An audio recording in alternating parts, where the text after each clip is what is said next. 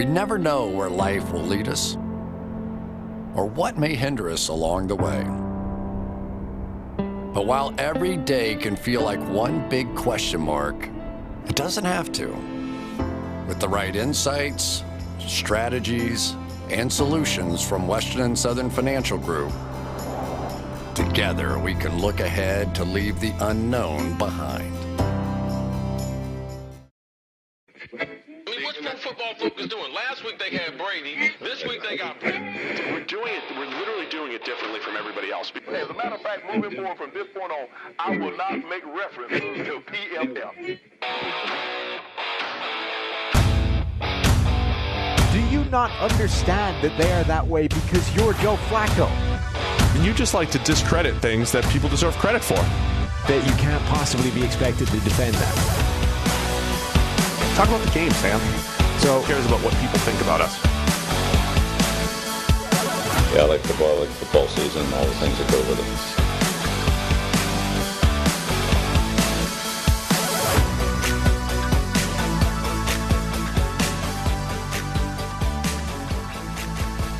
it. Welcome into the PFF NFL Podcast. Steve Palazzolo here with Trevor Sikkema. No Sam still. He's out on the road, so Trevor, welcome to the PFF NFL Podcast.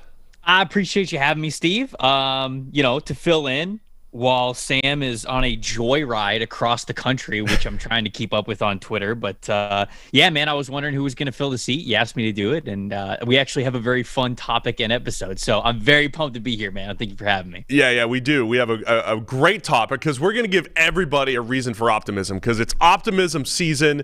I did this last year. I did it by myself. Sam was out there, and I was like, this is great. I get to take over the show, monologue style. Forget his pessimism, and we're just going to, stay positive. And then all of a sudden, when I left, him and Austin Gale did the opposite, fatal flaws for all 32 NFL teams. They did that a few weeks ago. For some reason, the people seem to love that. But we're going to put this episode over the top. This is the one that is going to be the top episode of the offseason as we bring some optimism to the table for all 32 NFL They're teams. haters, man. Look, Sam and Austin are haters. That's just what it is. That's why they do that episode. It's it's cheap views. Everybody likes to be negative, but we're bringing the positivity. We're going to bring the hype about teams, and we're going to tell everybody why they should be happy about their NFL team or things to look forward to. So I'm excited to be on this episode because you're right. This one's going to top the Fatal Flaw episodes. I believe it. You're the perfect person for it. With the energy and the optimism, that's what we're here for. Couple housekeeping items before we get into that. Congratulations on your engagement, first of all. Thank you. I appreciate it. It was, I was telling you in the pre-show, but I'll just tell everybody who's listening. I'm very happy that the ring is now on my fiance's finger instead of loose in my pocket like it had to be right before I proposed. So I'm glad that I'm not stressing out about that as much anymore. So it's the biggest win. Yeah, it's definitely the biggest win. The other big win is the Twitter shtick of our friend Arif, telling you to get the ring on her finger and all. I don't know what he's going to do. I don't know what he's going to do with his life. When he's going to have to, he's going to have to move on. But I've got full faith that he will find something else to troll me about because he's a good friend, and that's what good friends do. Before we get into it, don't forget that the best place to play fantasy football this summer is Underdog Fantasy. Their Best Ball Mania tournament has $10 million in total prize money, and the best part is you just draft your fantasy football team, and that's it. There's no waivers, no trades, no in-season management. Underdog gives you the best score each week of the season, and the highest scores at the end of the year win. It's that simple. The champion of Best Ball Mania last year drafted right here in June, so there's no time like the present. Join Underdog. Take your shot at $1 million draft. Plus, Underdog is going to double your first deposit up to $100 when you sign up with the promo code PFF. Also, if you play 10 of those dollars using promo code PFF, you get a free PFF subscription. This is a no-brainer. What are you waiting for? Head to UnderdogFantasy.com or the App Store. Play $10 with code PFF and draft your Best Ball Mania team today. All right, Trevor, let's get into it, man. We'll go team by team. Usually I go by division. I've decided to go alphabetically today. Hopefully we'll get some timestamps up there for the people so you can click on your team and all that fun stuff. But let's start with the Arizona Cardinals. We'll go team by team, all 32, and try to keep it somewhat tight. We'll see how we do. It's not easy doing podcasts under 4 hours here on the PFF NFL podcast. But Arizona Cardinals, give me a reason for optimism for the Arizona Cardinals for this season. Well, they started the season off last year 7-0. So, look, I mean, a lot of the same pieces that were in that team that started the season undefeated through 7 games is still there. And I think the main one is Kyler, right? I think the reason why you would maintain optimism for the Arizona Cardinals is there was some wondering what was going to happen with Kyler Murray. Is he going to be super pissed off and want to demand a trade from the team, or what's going on there with that? But I think a lot of the core guys that were there during that early run for the Cardinals are still there. I know DeAndre Hopkins got suspended for 6 games, and they have the second hardest schedule in the NFL, but that's the Fatal Flaw episode, and we're not going to bring that up. Yeah, we won't bring that up, no. But I think, look, they still have Kyler. Kyler was playing at an MVP caliber level for the first half of that season last year, and he's still on the team. There's a lot of still good talent that's on that team, and so I think that would be the big reason for optimism. You got the quarterback, and I think that anytime that's the case, you can win a handful of games. Yeah, I agree. It's year 4 of Kyler. His buddy Marquise Brown is there, so they got some speed. And I would say Arizona last year offensively took that next step when they had this diverse group of playmakers. And again, yeah, Hopkins is going to miss the first 6 games, but he'll be back. And you have A.J. Green coming back. You still have Rondale Moore, and you don't have to rely on Rondale Moore to be a 2 or even a 3 now because of Marquise Brown. You still have Zach Ertz. You drafted Trey McBride. Look, there's playmakers everywhere for Kyler Murray, who heads into year 4. And, yeah, that's your reason for optimism for the Cardinals. Kyler in that offense. Cardinals are going to be great. They're Super Bowl bound this year. Super Bowl. Every single team. We're gonna start a bit right now. After every single team, one of us is gonna say Super Bowl bound. Super Bowl bound. Yeah. I mean, even if a team's rebuilding, it's like, hey, don't sleep on them. They're going to make a run. Hey, every game starts 0-0. You know what I'm saying, That's right. Steve? Like, every game starts at an even playing field. Yeah, and in this offseason, nobody's in first place right now. Everybody's tied for first, all 32 teams. How about the Atlanta Falcons and reason for optimism down in Atlanta? Well, the red throwback helmets are back. So you should be excited about that. Yes. You should be excited that the red throwback helmets are back. Okay, obviously Kyle Pitts, he's an ascending young player. He had like the quietest 1,000-yard season for a tight end ever, I guess, because people were like, "Oh, he didn't get 2,000 yards. Why?" Yeah, right. So, I mean, like, tight end ever. He's going to have an even better year this year, certainly with all the wide receivers that were on the team last year that are no longer on the team this year.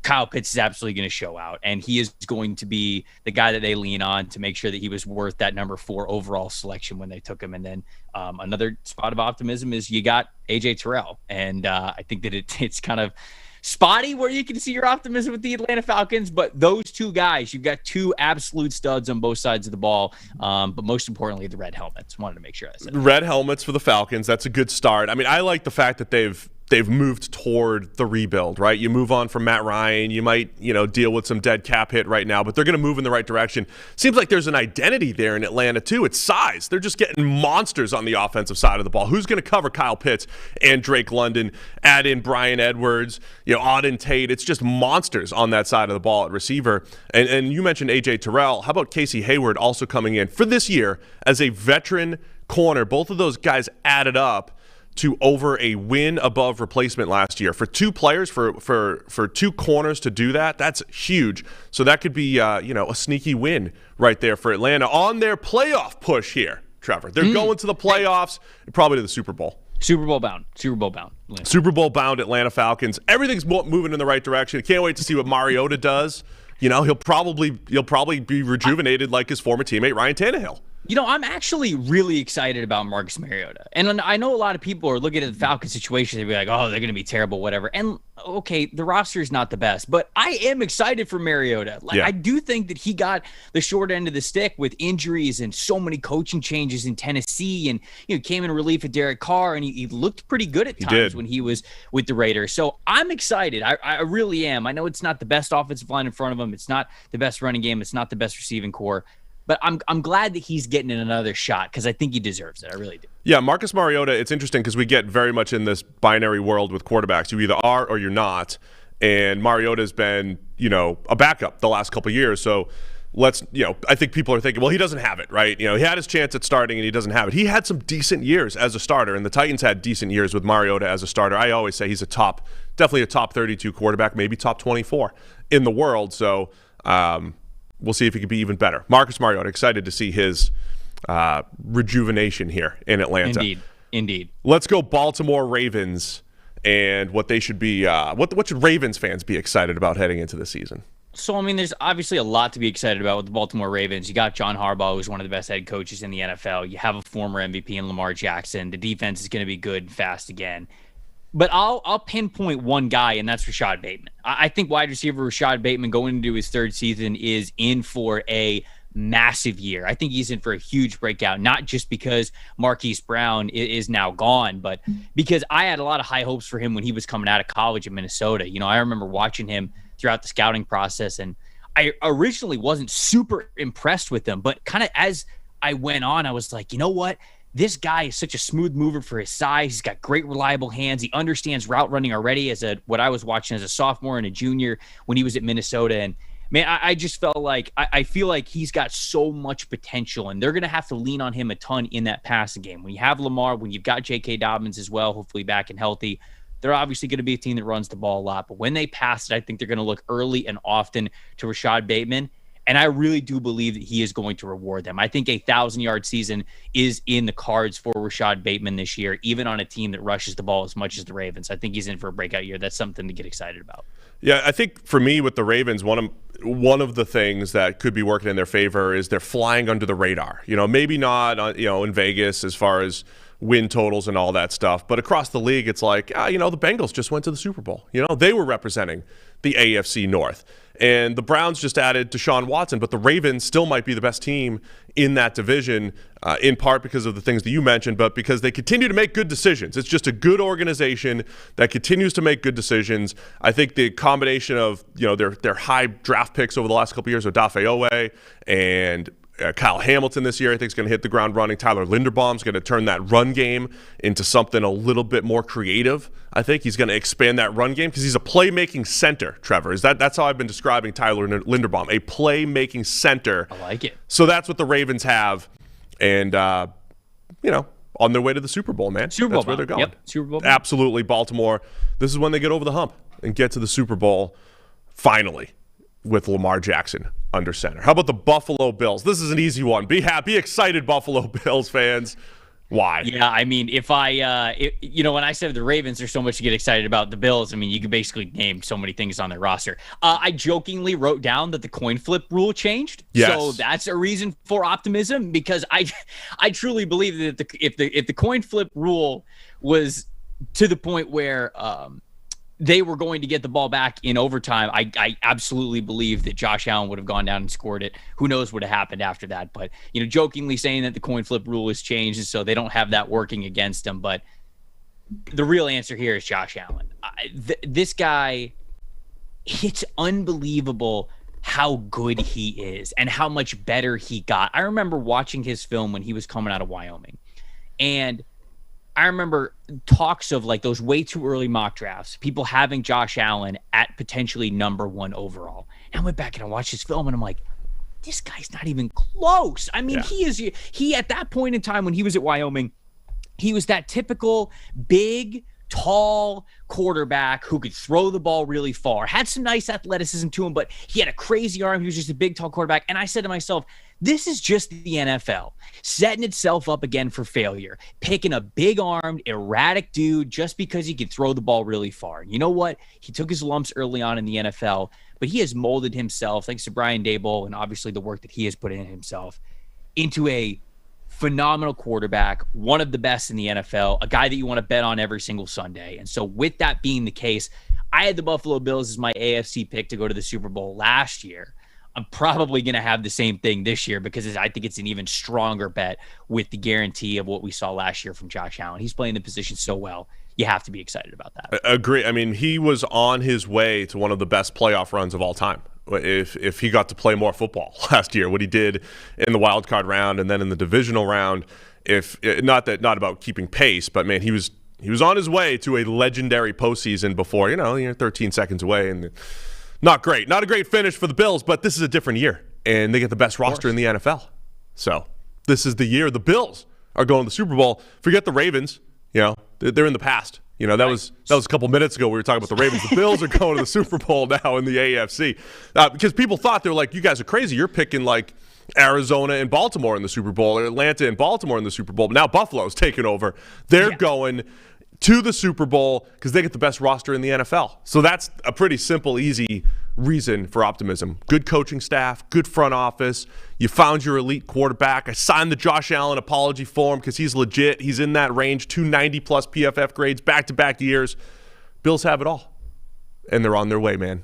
They're on their way. Super Bowl bound. All right, how about the Carolina Panthers? This one isn't as easy, but hey, we're bringing optimism for every single organization. Carolina Panthers.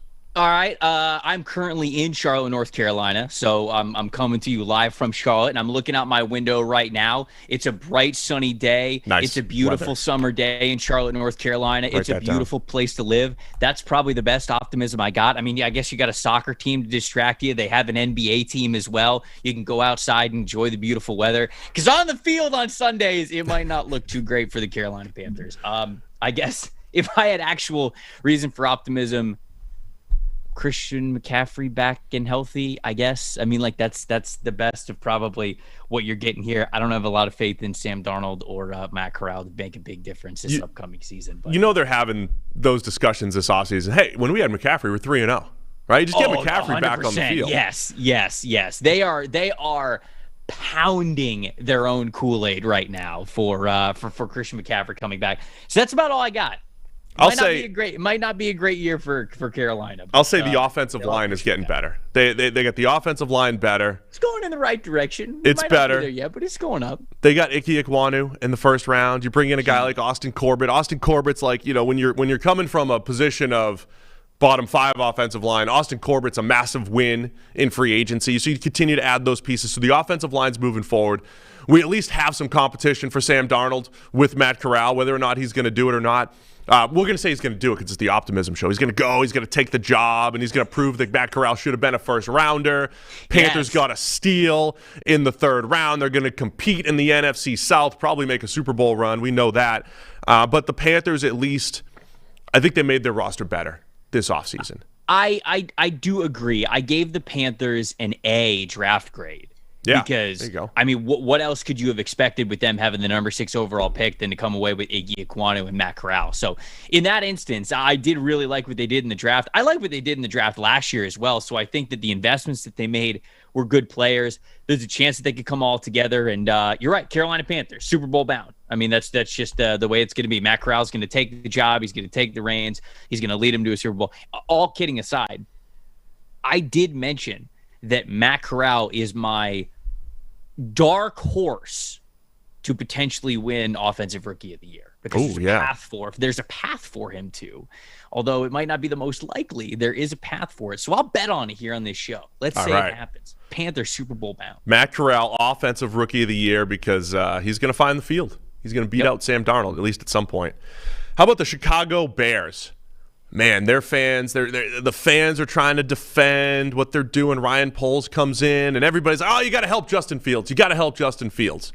So maybe they haven't added enough pieces around Justin Fields. But have they? Is this still the right moves that they've been making over in Chicago? It has to be on this show. Yeah, right. You're right. You're right. It's the best moves. There was no other way they could have gone. It was a home run job. No, I was skeptical about kind of how they approached their assets this offseason. And, it's funny because I like the players that they added, right? I like Kyler Gordon. I like Jaquan Brisker. Those players are going to be good for them. But to sit here and say, well, a way we can help out Justin Fields is by having a good defense. Okay, you are right if your team was a little bit closer to complete. You throwing a lot of resources towards the defensive side of the ball means that you're kicking the can down the road again to get Justin Fields more assets along the offensive line and in the passing game. And that's just really worrisome because my reason for optimism would be that I watched what Justin Fields was at Ohio State, and that was an unbelievably talented quarterback. He is still on your roster. You still have what you believe is going to be your franchise guy, and he could take a massive leap this year. Look, if he is that franchise type of quarterback, it's going to look a lot better. So it just naturally because he is that talented. So I think that that's the reason why you're definitely believing if you're Chicago. I didn't love the moves that they made this offseason, but you have to be excited about Justin Fields. You have to be. You've got one of the best young quarterbacks in the game, the most talented quarterbacks in the game. And so I really do. I think that that's probably the reason that you've got to have a lot of optimism. So Justin Fields optimism, I agree with that. Luke Getsy, the offensive coordinator, let's buy into the OTA hype. He said, we're moving the pocket. We're moving him out. Cole Kmet comes out, tight end. He's like, hey, we're moving the pocket. Justin Fields is making plays outside of structure here in OTAs. Let's drink the OTA Kool-Aid, because if we were going to do that last year and go negative and say, wow, I can't believe Andy Dalton's the starter, we got to go positive. Justin Fields is making plays right now in OTAs. They're going to actually roll the pocket because that's all he needed. That's what everybody said Matt Nagy didn't do. And that's all they need to do is roll the pocket. You hit the buzzwords and people just go crazy around this time of year. So you love to hear it. I mean, you roll the pocket like 8% of your dropbacks, but that's really going to turn things around. Anyway, Fields optimism, I'm in. Here's the thing, right? I'm not as down on the Bears draft as everyone else. I like that Ryan Poles came in and trusted the process. I think the Bears roster was in such bad shape that you couldn't just say, man, I just got to fill my needs. He went and trusted the board and trusted the process. I'm with you on Kyler Gordon and Jaquan Brisker as first. I like those players. They're good players. They're still at valuable positions in the secondary, even if they're not directly helping the offense. So I think because the situation was so poor from a roster standpoint, Ryan Poles trusting his process and adding a volume in the draft, which was needed. Look, the Bears are still going to make the Super Bowl this year, but it's an uphill battle. Let's not lie here, right? I mean, they're still going to make it. You don't want it to be easy. You want to earn it. You want to feel that you earned it. So Makes Bears, the story 100%. better. Think about that. Think about America's game next year when the Bears win the Super Bowl, right? The DVD is going to be beautiful. It's going to be incredible. It's going to be great. So that's why we're optimistic in Chicago. Indeed. In my hometown here, Cincinnati. This is easy. You're from Cincinnati? Well, I mean, I live here now. It's now my hometown. Okay. Adopted hometown for 6 years. Okay, really from Boston. Right. But Cincinnati, the new hometown, they painted it orange all throughout January and February as they were going on their playoff run. Joe Burrow is the reason for optimism right here, right? Yeah, the only orange that matters is Bengals orange, not electric orange cheese from Skyline. That's not the most important orange here. It is Bengals orange and Joe Burrow. What else you got for the Bengals? Look, I mean, that's obviously where it starts with the Bengals is that you have Joe Burrow. And I went to one Bengals game last year. I went to Bengals Chiefs, which ended up being obviously an incredible game. And, I'm one of those people who you find yourself being skeptical of Joe Burrow because he's not the biggest dude. He's not the fastest dude. He doesn't have the biggest arm. And you go okay, he's got to catch up to him at some point, right? And I went into that game against the Chiefs, and the Bengals still had playoff hopes, obviously, at that point in the year. But the Chiefs are coming into town, and I was like, all right, Chiefs are going to handle business. The Chiefs are going to outscore whatever the Bengals have been doing. And it just doesn't happen. He just said Joe Burrow just makes it. He is so good at the quarterback position. He understands it so well. He knows where the ball has to go. He gives his receivers chances, but he gives them chances in the right places and at the right times. The way that he manages the pocket, how he balances being a gunslinger and being a guy who needs to take shorter passes and just how he navigates the combination through all that. This dude is an MVP caliber quarterback. He is obviously a guy who can bring you to the Super Bowl, as we saw last year. They've got a potential top 5 wide receiver duo in Jamar Chase and T. Higgins. Who T. Higgins, for as much as people talk about Jamar Chase, holy crap, T. Higgins had an unbelievable year last year as well, which people need to recognize too. The offensive line's getting better.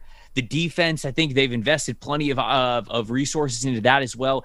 This is a complete team here. This really is. I mean, not to say that things can't get better in certain areas, that they can't improve, but when you look at this roster top to bottom, there's not this, to me, there's not this mega, wow, that is a glaring mistake. I would have told you it's the offensive line, but it held up well enough for them to go to the Super Bowl last year. So, man, so much reason to be optimistic about the Bengals again. Maybe it's not a Super Bowl, but on this show, we're going to say it's a Super Bowl. They're just a really talented team, and they're putting themselves in a position to compete at the highest level. Hey, look, it would have sounded great. I actually got to go back to last year's because I may have had that shtick last year, saying everybody's going to the Super Bowl. We should pull. I got to go back and see if I did say that about the Bengals because that would have sounded crazy. last year at this time. Bengals going to the Super Bowl. But they, like you said, they went there with that offensive line. They've added 3 new starters, all solid to solid plus type of players. Lyle Collins, Alex Kappa, Ted Karras. Huge. They go into the draft, and it's not like we're saying, man, they left some needs out there. They just added good players that fit what they want to do defensively and everything in Cincinnati. So a lot of reason for optimism here, and obviously the Bengals are going to represent the AFC in the Super Bowl once again. Super Bowl bound this year.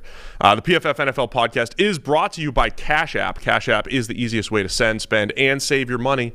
You could send or request money from your friends when they owe you for dinner, drinks, literally anything. Besides just sending money back and forth with Cash App, you can invest in stocks with as little as $1, as well as buy, sell, and send Bitcoin instantly. Cash App also lets you design your own debit card completely free to spend money anywhere you'd like. Cash App will laser print it and mail it to you all for free. And the card comes with free discounts at your favorite places called Boosts. So sign up for Cash App today using referral code TOUCHDOWN, which gives new users $15. That's promo code TOUCHDOWN for $15 free dollars. Look at this. Free money, free subscriptions, all here on the PFF NFL podcast. So go check that out with our friends at Cash App. All right, the Cleveland Browns. Reasons for optimism in Cleveland. Again, one of the better rosters in the NFL, so we'll definitely start there. Right. Yeah, I mean, it's definitely, I think that they've got a phenomenal roster, no doubt about it. The Deshaun Watson, them adding Deshaun Watson, of course, it's a piece that could take them over the top, but who knows if he even plays this upcoming season. Plus, I think that the way that they went about getting Deshaun Watson, it kind of makes my skin crawl, so I don't like talking about that as a plus for them. But right. I will say, the running game, man, Nick Chubb, Kareem Hunt, Dearness Johnson, those 3 guys, it's a really great running back room. They've got a great offensive line in front of them, especially when it comes to rushing the football. They've been top 5 in each of the last 2 years in rushing. I think that's going to continue again this year because of the talent that they have on the offensive line and in the running back room, man. I think that no matter what happens at the quarterback position, whether Watson gets suspended for a handful of games, half a season, a full season, whatever happens with Baker Mayfield as well, they know they can lean on that running game to control games, no matter what kind of opponent they're playing, no matter what kind of pace their opponent wants to play against them. The defense is talented. The run game is talented. So they've got a lot there that definitely should give them reason to be optimistic no matter what happens at quarterback. Yeah, I just like the way they've built a deep roster, across the board. I was listening to their post-game post-draft press conference with Andrew Berry, and a lot of the questions were like, why'd you get this guy? You already have people at this position. Why'd you get this guy? You already have people at this position. And he's like, basically saying, do you understand what you're asking here? This is the Cleveland Browns. We were trying to draft immediate contributors 3-4 years ago.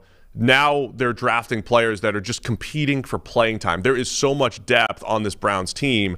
So I think that's your reason for optimism. I'm with you on the Deshaun stuff. We'll see how that plays out and what ends up happening there. But I do know that the foundation of the offensive line is solid. The secondary is very good. They brought back Jadeveon Clowney to pair with Myles Garrett. So you've got some talent on the defensive line. So I think the Browns across the board have done some really good things as far as roster building goes. Few holes across the roster. And, they're right up there in the AFC North with the Bengals and the Ravens probably making a Super Bowl run in Cleveland. Yep. Incredible. It's going to be incredible in Cleveland. How about the Dallas Cowboys and reasons for optimism in Dallas? You got Dak. I mean, that's the biggest reason why. Dak is one of the best quarterbacks in the NFL, I think. He gives you a chance to win every single week. I know they're losing Amari Cooper, but I think that CeeDee Lamb's going to be able to step in, and he's going to ascend to an even higher level as a wide receiver one on that team. You hope the offensive line can certainly stay healthy, even though they're aging. But I think it's all Dak Prescott. Certainly, you can go to the other side of the ball, and you can look at Micah Parsons and how much of an alien he has been and what he can do on your defense as a chess piece. But it starts with Dak. I mean, it has to. He is such a talented quarterback in so many different ways. He's been in so many big games over the last 2, 3, 4 years because he has played for the Dallas Cowboys. And Cowboys also have the second easiest schedule in the NFL according to, wins and losses from the previous season. So easy schedule. You got a franchise quarterback in Dak Prescott. I think those are 2 big reasons to think that Dallas could win that division and, of course, make a Super Bowl run. I'm with you on Dak, obviously, because I think we've seen multiple years of good Dak. Since he got hurt in 2019, he was really good in 2000, right? 2020. Oh, 2020. He was good in 2019, got hurt in 2020, but he was playing well. Played well again last year, particularly before his injury. He won't have the calf injury this year. So Dak is back. You still have enough playmakers. You have all-world Micah Parsons in year 2. You know, Parsons was Lawrence Taylor-esque as a rookie, but he's going to be in year 2 here, perhaps getting even better on that defensive side of the ball for the Cowboys. So, look, even though they lost some players this offseason, but I think they've also built a good enough foundation that they can replace a Connor Williams at guard. They can replace an Amari Cooper at receiver. They can replace a Randy Gregory because the rest of the roster is good enough. So, I'm still high on the Cowboys because I'm high on every team here today, Trevor. That's what we are. We're high on every single team. And Dallas is going to the Super Bowl this year, man. You know that. Super Bowl bound, no doubt about it. As are the Denver Broncos, who are next up on the list. This one this has got to be easy. Why are we excited in Denver? Yeah, I mean, we've talked about some of the best rosters in the NFL. Denver is also right up there with one of the best rosters in the NFL. There's no doubt about it. The main reason for optimism is, of course, you have Russell Wilson, right? This team was good top to bottom last year, but unfortunately towards the bottom of that top to bottom was their quarterback position. That's no longer the case. They get a guy who's an MVP caliber quarterback, a former Super Bowl quarterback, one of the best in the NFL still with Russell Wilson. And I think that plugging him into this situation, that depth chart, even with a new coaching staff there, which there's going to be some familiarity and some chemistry that they need to work out in probably the first half of the season, you've got to be pumped about this. Even in what is without a doubt the toughest division in the NFL, the Denver Broncos have a reason to believe that they can come out on top of that division, have the number 1 seed in the AFC, and make it to the Super Bowl. I mean, obviously, they're the favorite in the AFC West, right? At least at this part of the show. It's the Broncos. Right. But adding Russ, that's the obvious one. But again, it's that foundation, much like we talked about with the Browns. The rest of the roster is good. You've got this potentially electric receiving core. You know, Jerry Jeudy's going to take a year 3 big step forward this year. My guy, Tim Patrick, they brought him back into the mix. Cortland Sutton's a year removed from his injury, so he's going to be looking much better. KJ Hamler coming off injury, so you've got dudes to throw to. The O-line is solid. You had Randy Gregory on the defensive line, so the pass rush is going to be better. I love that they got Nick Bonito, late second as a designated pass rush type. And the secondary is just really good. You've got Patrick Surtain. He flew under the radar last year as a rookie, too. You don't see too many rookie corners come in and play as well as he did. So I think Denver has all of the pieces here. Roster's good. You plop the quarterback onto the roster with Russell Wilson, and all of a sudden, you're Super Bowl bound in Denver. You're going back. We're going to see this is going to be Broncos and who are they going to play in the Super Bowl? It's going to be Bills, Ravens, Broncos, Bengals versus the Cowboys and it's the Cardinals Pro Bowl in the Super Bowl. You just described the Pro Bowl. This is the new Pro Bowl. How about new Pro Bowl idea? You take a little bit of every team and you put some in the AFC and you put the NFC guys together and then they play a game against each other. Huh?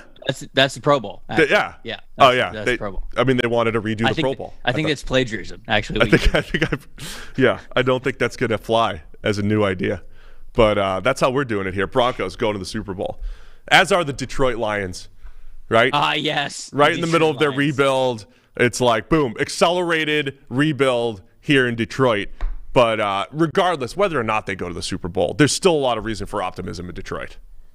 They're going in the right direction. I mean, and that's kind of where this all focuses with Detroit. You mentioned they're kind of in the middle of this rebuild. You don't want to jump the shark and get too ahead of yourself because they've done a lot of really good things, I think, over the last 2 years, right? Taking on Jared Goff's contract when you knew you weren't going to be great, but getting the extra draft picks, turning it into some really, really talented players. I mean, I love the draft that they had this past year as well with Aiden Hutchinson and Jameson Williams as well. So I loved how they've navigated the draft the last 2 years. You've got to be excited about what Brad Holmes is doing as a GM.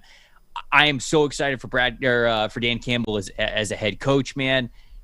I hope this next year is certainly the best yet for him. I hope he continues to go in the right direction because it just feels like when you looked at last year, they weren't winning a ton, but the guys were playing hard for him. They were setting up the culture that they needed to. And a lot of people look at culture and they just go like, oh yeah, talking about culture. Okay. But it does matter. That stuff does matter. Setting up a winning culture, a winning attitude, consistency, work ethic, process, everything. Those things show up on Sundays. I promise you they do. I think they're setting it up the right way. And if I had to get more specific about it, man, I love this offensive line. I love where this offensive line is going, right? Taylor Decker, Penei Sewell, Frank Ragnow. They've got Jonah Jackson as well. Halapuli. Oh, shoot. How do you say his name? I usually just say Big V. Vaitai. I don't want to.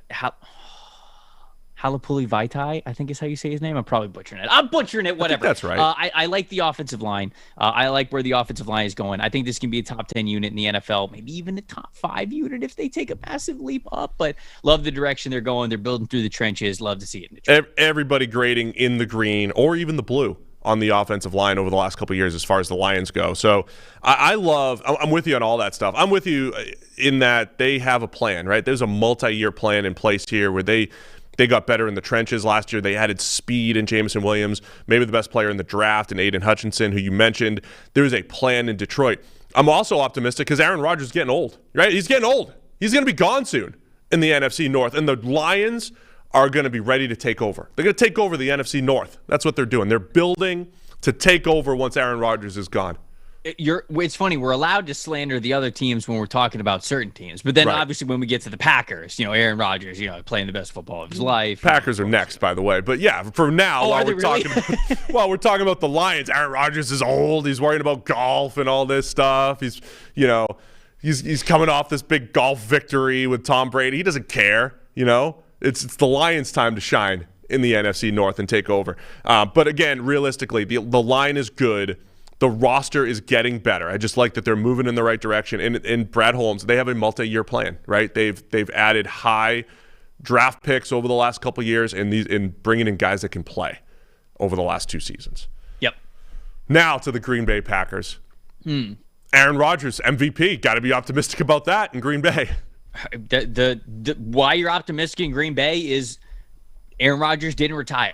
I mean, that's it. That is what it is. That is why you have optimism in Green Bay. Whenever you have number 12 back there, you can beat anybody any Sunday. You can make it to any playoff game, any Super Bowl, anything. And I know that he's only won one, and people are going to point that out. But you look at the success record of Aaron Rodgers, especially since Matt LaFleur got there. I mean, it's basically just been unmatched, the winning percentage that these guys have had. And it's tough to win in the playoffs, man. It's tough to get to the Super Bowl. I know people love to judge quarterbacks off of how many Super Bowls they make it to, how many Super Bowls they win. Guys, this is hard. It is a single elimination tournament in the NFL when you get to the playoffs. Man, it's such a tough thing to do. I think that you've got to zoom out a little bit when you look at appreciating players and appreciating what they've done. And Aaron Rodgers, you mentioned it, playing at a back-to-back MVP level. He gives you a chance against anybody. I know they don't have Devontae Adams anymore, but if any quarterback in the NFL, it feels, can make the most out of a depleted wide receiver core, you think that it's going to be one of the best pure passers who's ever played the game of football, who's still playing at a very, very high level. So that is truly the reason to be optimistic in Green Bay. I think the defense also took a step up. Some of the young guys, you look at Eric Stokes, of course, you bring in a guy like Quay Walker, you've got Devondre Campbell, Rashawn Gary took a big step the year before, right? All of those guys, I think, also get into the mix on the other side of the ball, but it all revolves around number 12 and him still being in Green Bay. Yeah, look, you're right. It's not easy to win Super Bowls. Not everybody can beat Tom Brady. It's tough. You can't compare everybody to Tom Brady. But they do have all the pieces in Green Bay. Rodgers still playing well. You take the Devontae Adams money and you disperse it across the entire roster. Is this the best defense that Aaron Rodgers has ever had, or at least since 2010 when they made their Super Bowl run? They had a really good defense that year when they made that run. Charles Woodson, MVP. I think he was Defensive Player of the Year that year, or 2009. But either way, they were legit defensively. This could be right up there as far as the defense goes. That secondary is awesome. Rashawn Gary, you mentioned, took a huge step forward in year 3. He was one of the better pass rushers in the NFL last season. You get a career year out of Devondre Campbell and bring him back. So the defense is strong in Green Bay. And even without Devontae Adams, I think Aaron Rodgers plus Matt LaFleur, I think they're going to figure out how to move the ball offensively. So still reason for optimism in Green Bay. It all starts with Aaron Rodgers, but also that defense being very good there. Now, slightly different team here, the Houston Texans. And I'll be honest here, Trevor. No, they're not that different. Yeah, that's true. Texans? The Packers are going to the Super Bowl, first of all. The Texans are going to be right in the mix as well. 100%. But I just, full disclosure, we haven't been all that optimistic about the Texans the last, 2.5 years, basically. Hasn't been a lot to be optimistic about for the Houston Texans. But it's different now. It's completely different now. We've got reasons for optimism in Houston.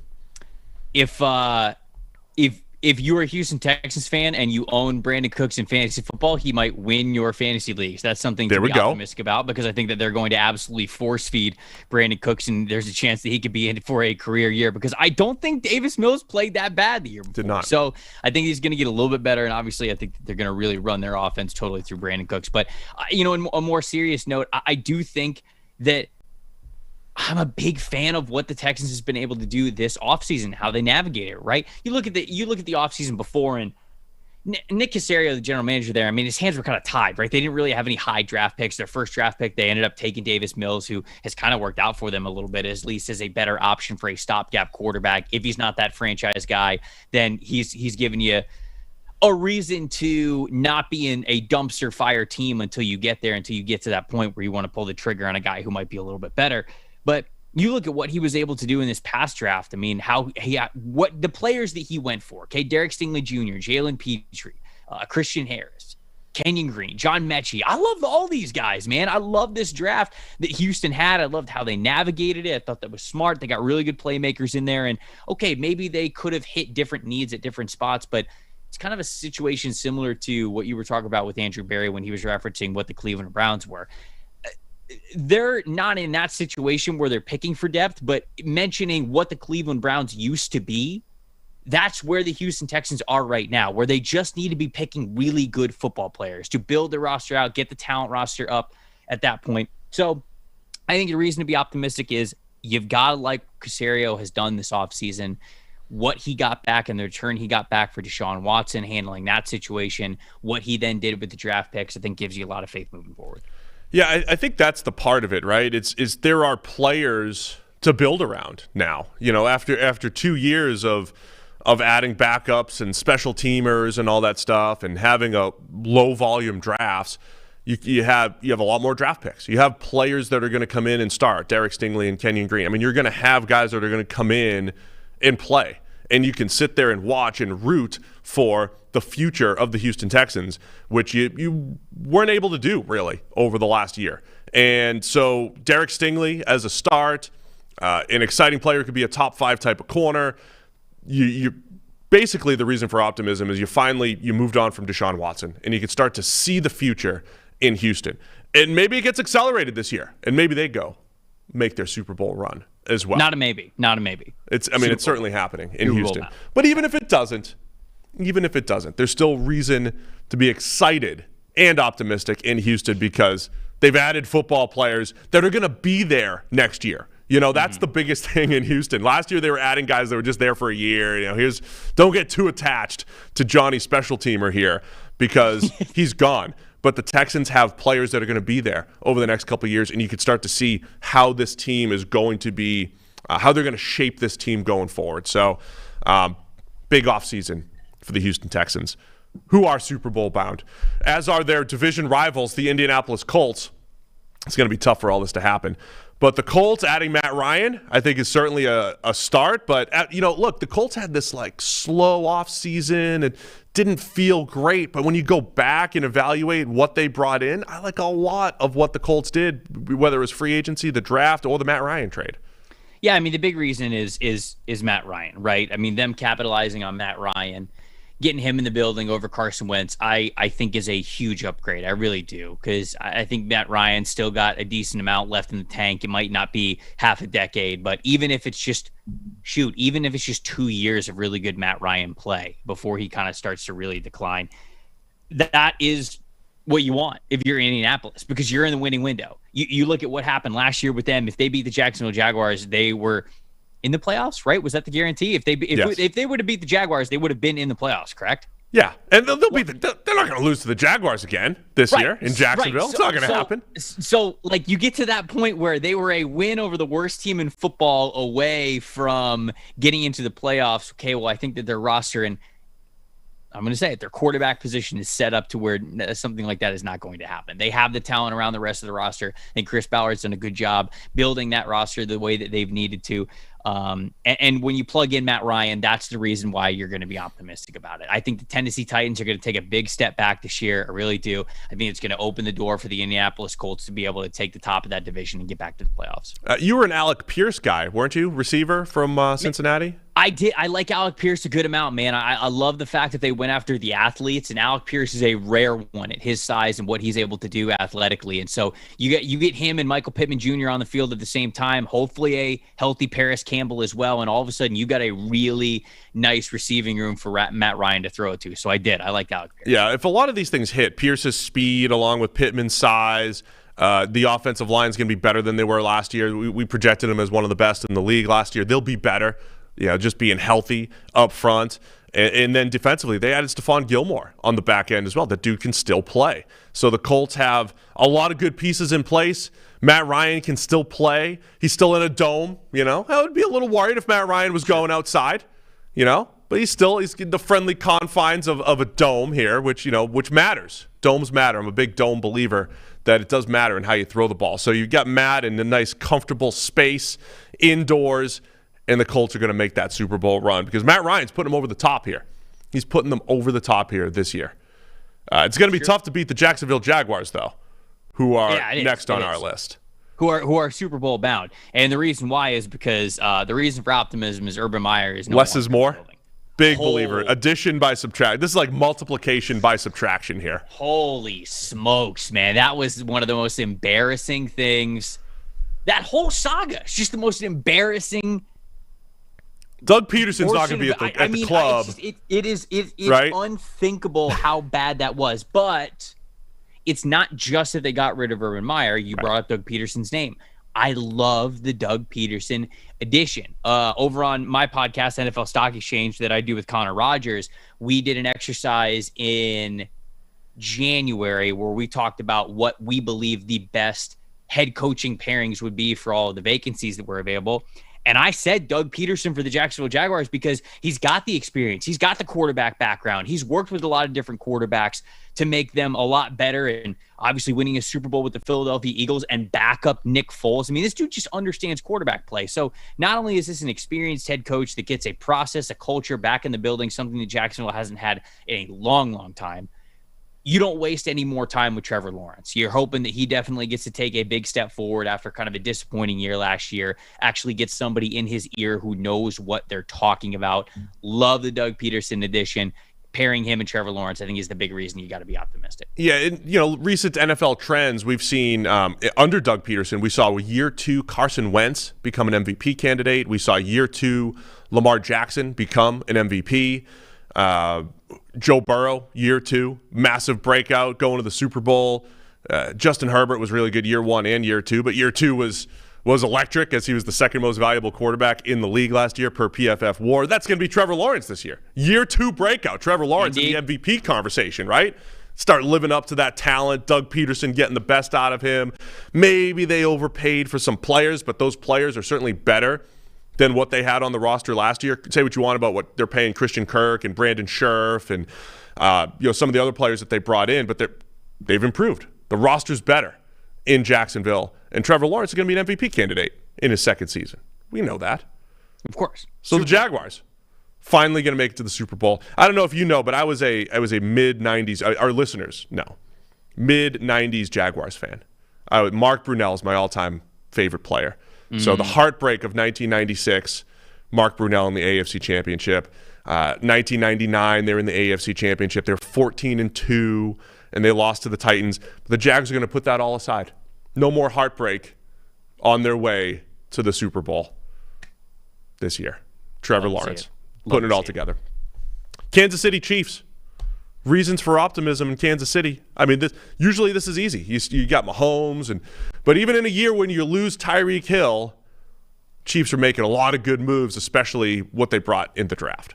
Yeah, I mean, the number one reason for optimism, it goes back to every team that has a quarterback. You've got the $500 million man in Patrick Mahomes, and obviously when you have 15 back there, you beat anybody, even without Tyreek Hill. Now, the Tyreek Hill subtraction is going to be tough for them. they've built their name certainly off the trioed core of Hill and Mahomes and Travis Kelce. And so it'll be interesting to see how they kind of divvy up those targets and what they do on offense. But Mahomes is talented enough to really elevate a lot of the guys that they have in that room, even if they are not Tyreek Hill's caliber of player. I also love the newcomers on defense. You mentioned it there. I love George Karlaftis. I love Trent McDuffie, Leo Chenal, Brian Cook. Like, those guys I really like throughout the scouting process, respectively, for where I had them on my big boards and their positions. And I just think they're really good players, man. I think this Chiefs defense needed some new blood. They needed some new guys in there, and these were really great additions. I'm excited to see what they do and how they get creative with Karlaftis and where you're putting him along the defensive line, how he's working with Chris Jones, Derek Nottie, and Frank Clark and all those guys there, and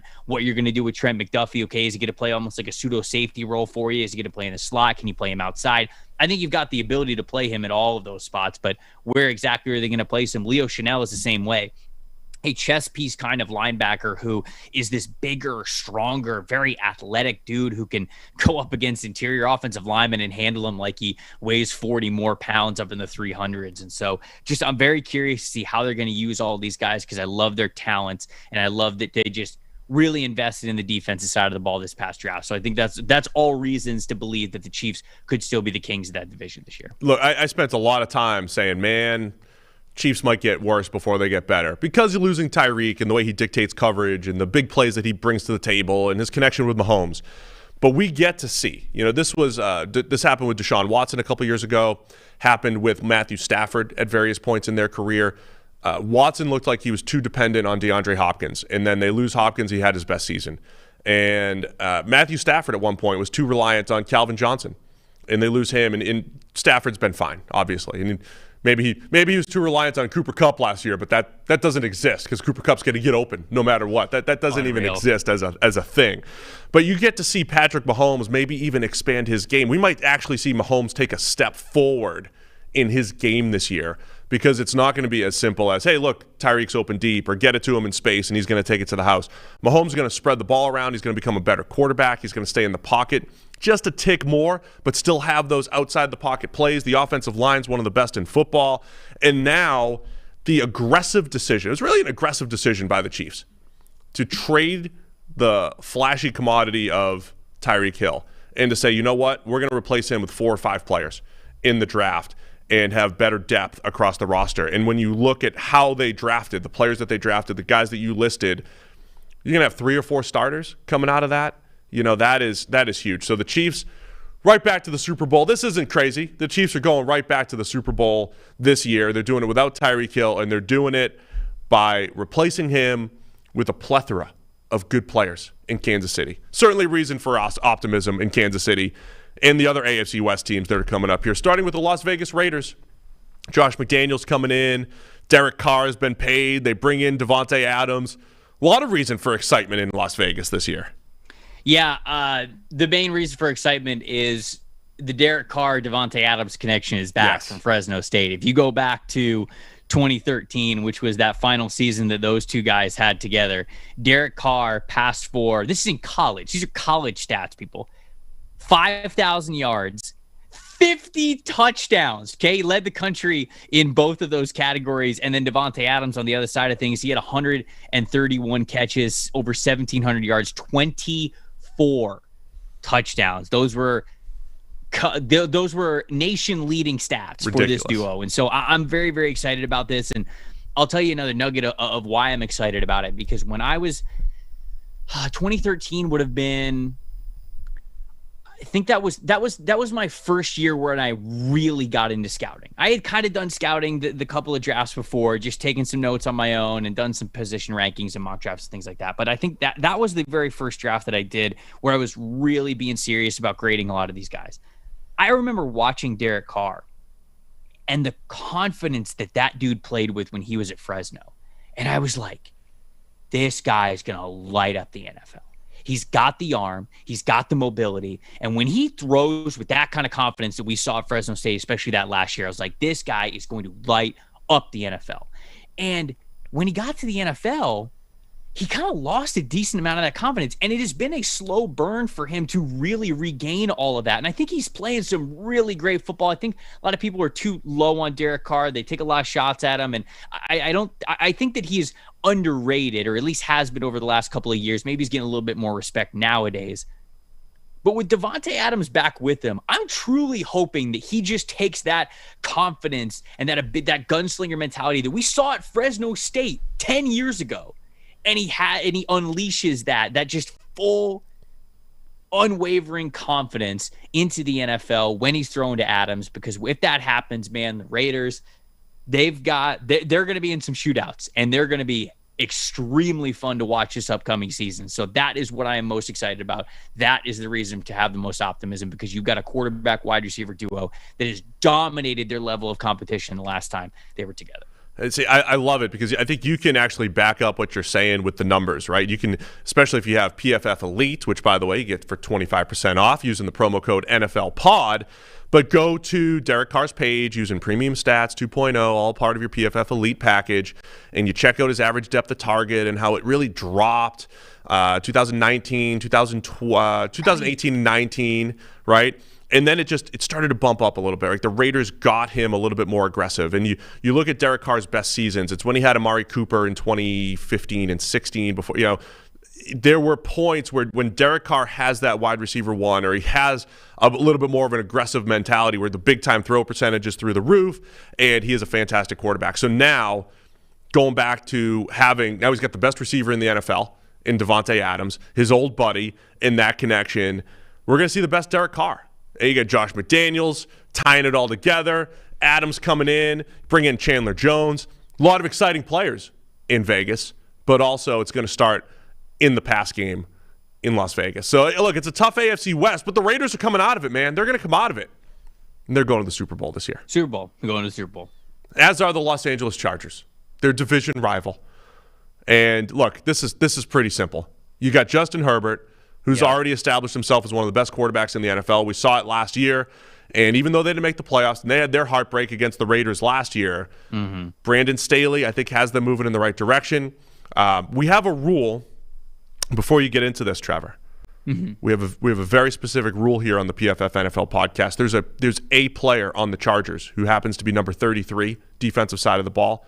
We are not to say his name here. He is referred to as just the player. When we say his name, the player seems to come down injured, right? He seems to have some injury issues every time people rave about how good the player is, number 33. So please refrain from the name that's on his jersey. It's the player, number 33. Do it all safety. But when you have that guy and you add Khalil Mack, a lot of excitement for the Chargers this year. Well, he's not number 33 anymore. And he's now number 3, right? He's 3. Is that what he is? Yeah, you're right. Yeah, he's 3. The player number 3. We got a whole new shtick here. Player number 3 here. But you're catching what we're talking about here. I just wanted to make sure. And I won't mention him. He's one of the greatest football players in the world, and I will not mention him. Because we'd be sitting there at OTAs and it'd be like, you got somebody's down, non-contact injury at OTAs or something. We don't want that to happen. We do not want that, no doubt about it.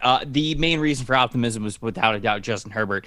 There's a good chance that this guy could lead the league in passing this year. He was very close to it last year at over 5,000 yards, but you got Keenan Allen, you got Mike Williams, you have Austin Eckler, who you hope is healthy the entire season. You got a decent tight end room. It's something else that I love. And really, if I'm pinpointing something, of course, the defensive additions, you're getting J.C. Jackson, you're getting Khalil Mack. Obviously, those are huge for you. I think the investments that they have made in the offensive line have been paramount. Brandon Staley takes over, and they look at a unit where the offensive line was a crippling unit for this team.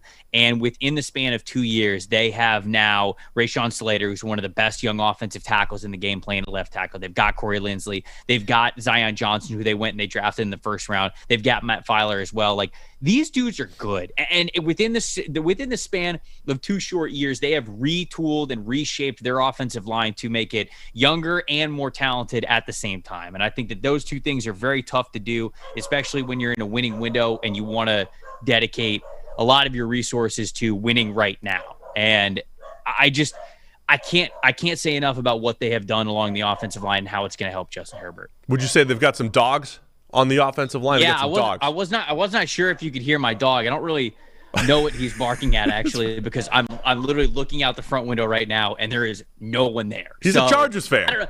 He just wanted to get into the podcast, I guess. He's optimistic about the Chargers, which is smart. I'm with you. The way they've reshaped the offensive line is awesome, and I think they've done that on the defensive line as well. Adding Khalil Mack to Joey Bosa, adding guys like Austin Johnson and Sebastian Joseph Day, and just more depth up front on that defensive line. So the same way I think they reshaped the offensive line, they've done a good job of that in the trenches on the defensive side of the ball. That's going to help put their defense over the top. I still think Brandon Staley is one of the better defensive minds and play-calling minds. Well, from a decision-making standpoint, he's going to be aggressive. He's going to maximize possessions for that explosive Chargers offense. So Chargers are making moves. This is the year they're going to the Super Bowl. I'm optimistic about the Chargers every single offseason, so that's not weird for me on this show. I think we all are. The media darling. Everybody Chargers, is. Right? The media picks the Chargers to go to Super Bowl every year, and they just let us down. So this is the year that they don't. This is the year. This is the year the Chargers are Super Bowl bound, as are the Los Angeles Rams across town. I mean, they're already coming off a Super Bowl. They've already justified the Matthew Stafford trade. Right. Like who won night one of the draft? The Rams, because they didn't have a pick, and the pick that they had led to a Super Bowl already. So they won. They've already won the draft, and they're still a really good team headed into next year, so they're going to repeat. They got the core, right? I mean, you got Matthew Stafford, you've got Jalen Ramsey, you've got Aaron Donald, right? They've already showed that those pieces, those core guys can not just get you to a Super Bowl, but win it. And I think that, there was a lot of, I don't want to say risk with trading for Matthew Stafford, because I think that it was an upgrade no matter how you slice it. But, trading Jared Goff and giving up the 2 first-round picks and shipping off draft picks like they have over the last couple of years, that part is risky. I mean, you're really kicking the can down the road when it comes to building the heart and that practice squad and those third-string guys who become second-string guys and first-string guys, right? You are really holding yourself back from having kind of like a healthy process, if you will, by doing what the Los Angeles Rams are doing, but they won the Super Bowl. It was worth it. The risks that they took are worth it, and they still have that core there, so they're still within that winning window. So I think that there's plenty of reason to be optimistic because they do have the ring on their finger. They currently have the Lombardi Trophy, and with those guys still there, I think you can plug the pieces to keep that winning window open and potentially make another run again this year. I think realistically, though, that is all a reason for optimism, right? They're not just – because you're mentioning risk, which is true, but I don't think they're being careless, right? I mean, they've put thought into this. They've put thought into giving up late first-round picks in exchange for NFL players. They've put thought into their it looks process. A lot different when you don't win. Oh, right? Of course. Yes. Let's say they would have. Let's say they face Tampa, and let's say they just even lose to Tampa. Then all of a sudden you go okay, what do we have? One more year before we might have to start breaking up a little bit of this. And you gave up a second and a third for half a year of Von Miller. It looks different without that ring. But to your point, they weren't reckless, but it would still be very hard to look at the decision makers who made those decisions. And even if the process was down, be as okay with it as they can be now if we know that they're going to crash and burn at some point. I just don't think it's this year. No matter the results for the Rams, I like that their process is different. I think that there's more to just giving up those top round draft picks. I think they draft in volume rounds 3 through 7. They find players rounds 3 through 7. They have a process that's worked for them and that they're going to stick with it. And I think Rams fans should be excited about that as well. Obviously the Super Bowl, obviously the fact that they took Stafford and his above average career and bumped him up to Super Bowl champion and all that stuff. But the Rams and Sean McVay and the entire organization, they've got plan. They have a way of doing things that I think has been proven to be successful. So, and it's going to continue. The Rams are going right back to the Super Bowl. I don't know if they'll play the Bengals again, but they'll probably play the Dolphins right now. Right, of course. So the Dolphins are next, and this is simple for me. You get the fastest team in the NFL. That's it. Speed, baby. Speed to burn in Miami with Mike McDaniel calling the plays here. God, they got Tyreek Hill. They got Jalen Waddle. They got Raheem Mostert. They got Mike Gesicki, who's a crazy athlete at tight end. They brought in Cedric Wilson. Yeah. This team is fast, man. This team is my reason for optimism is the newcomers. Whether it's Mike McDaniel, whether it's Tyreek Hill, or whether it's Teron Armstead. the newcomers on this team. And I think, when you look at who they drafted as well, they're picking much later in the draft. And so they get Channing Tindall. That's their first overall selection. But again, it goes to the speed profile of what they're kind of adding there. I like a lot of the newcomers and what they were able to do this past offseason. It was a really weird season where it was, in the tanks for Miami, and then they came storming back. And okay, now you move on from Brian Flores. He's no longer there. What are you going to do? And they have steered that ship in those treacherous waters, if you will, with the imbalance of, okay, if we don't handle this right, things could get real bad in Miami. And I think that they handled it in a really great way. It helped out the coaching staff, bringing in Mike McDaniel, and then two major difference makers at areas that they definitely needed to improve at offensive line, and then at wide receiver with Tyreek Hill. So I think newcomers is the big reason why you're already liking what you see from Miami, which has a really good roster as well. Everything got better in Miami, right? You got faster, but also better at receiver. The offensive line goes from one of the worst to I think they'll at least be middle of the pack, anchored by Teron Armstead at left tackle. You have one of the better secondaries in the NFL, and they had a sneaky good defensive line last year. Christian Wilkins broke out on the interior. Emmanuel Ogbah comes back. Here's the other sneaky good player, Melvin Ingram, coming in, and he's kind of he's one of those players where I'm like, man, I know it's exciting to invest $20 million in edge rushers and in big names and the Khalil Macks and Chandler Jones of the world or whatever, but Melvin Ingram can come in for a fraction of the price and still play. When he's out there on the field, he's a top 12 to 15 edge defender in the NFL. At least that's how he's played the last couple of years. So a lot of exciting things in Miami.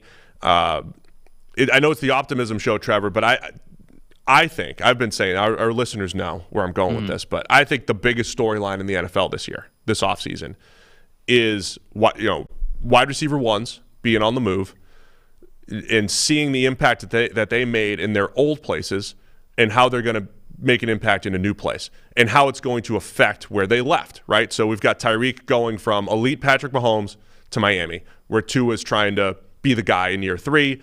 You have A.J. Brown going from rejuvenating Ryan Tannehill's career to Philadelphia, and you have Devontae Adams, who we talked about, going from elite Aaron Rodgers to, hey, can we turn Derek Carr into that guy? So I think that is the story to watch, right? This impact of this wide receiver one when they're leaving productive quarterbacks, going to these other quarterbacks who are all trying to take the next step. And can Tyreek help Tua take the next step? I mean, on this show, we're saying absolutely. It's going to take it to the Super Bowl. But, realistically, this is just an amazing story this offseason that we're going to see the impact of these receivers and what they do for quarterbacks.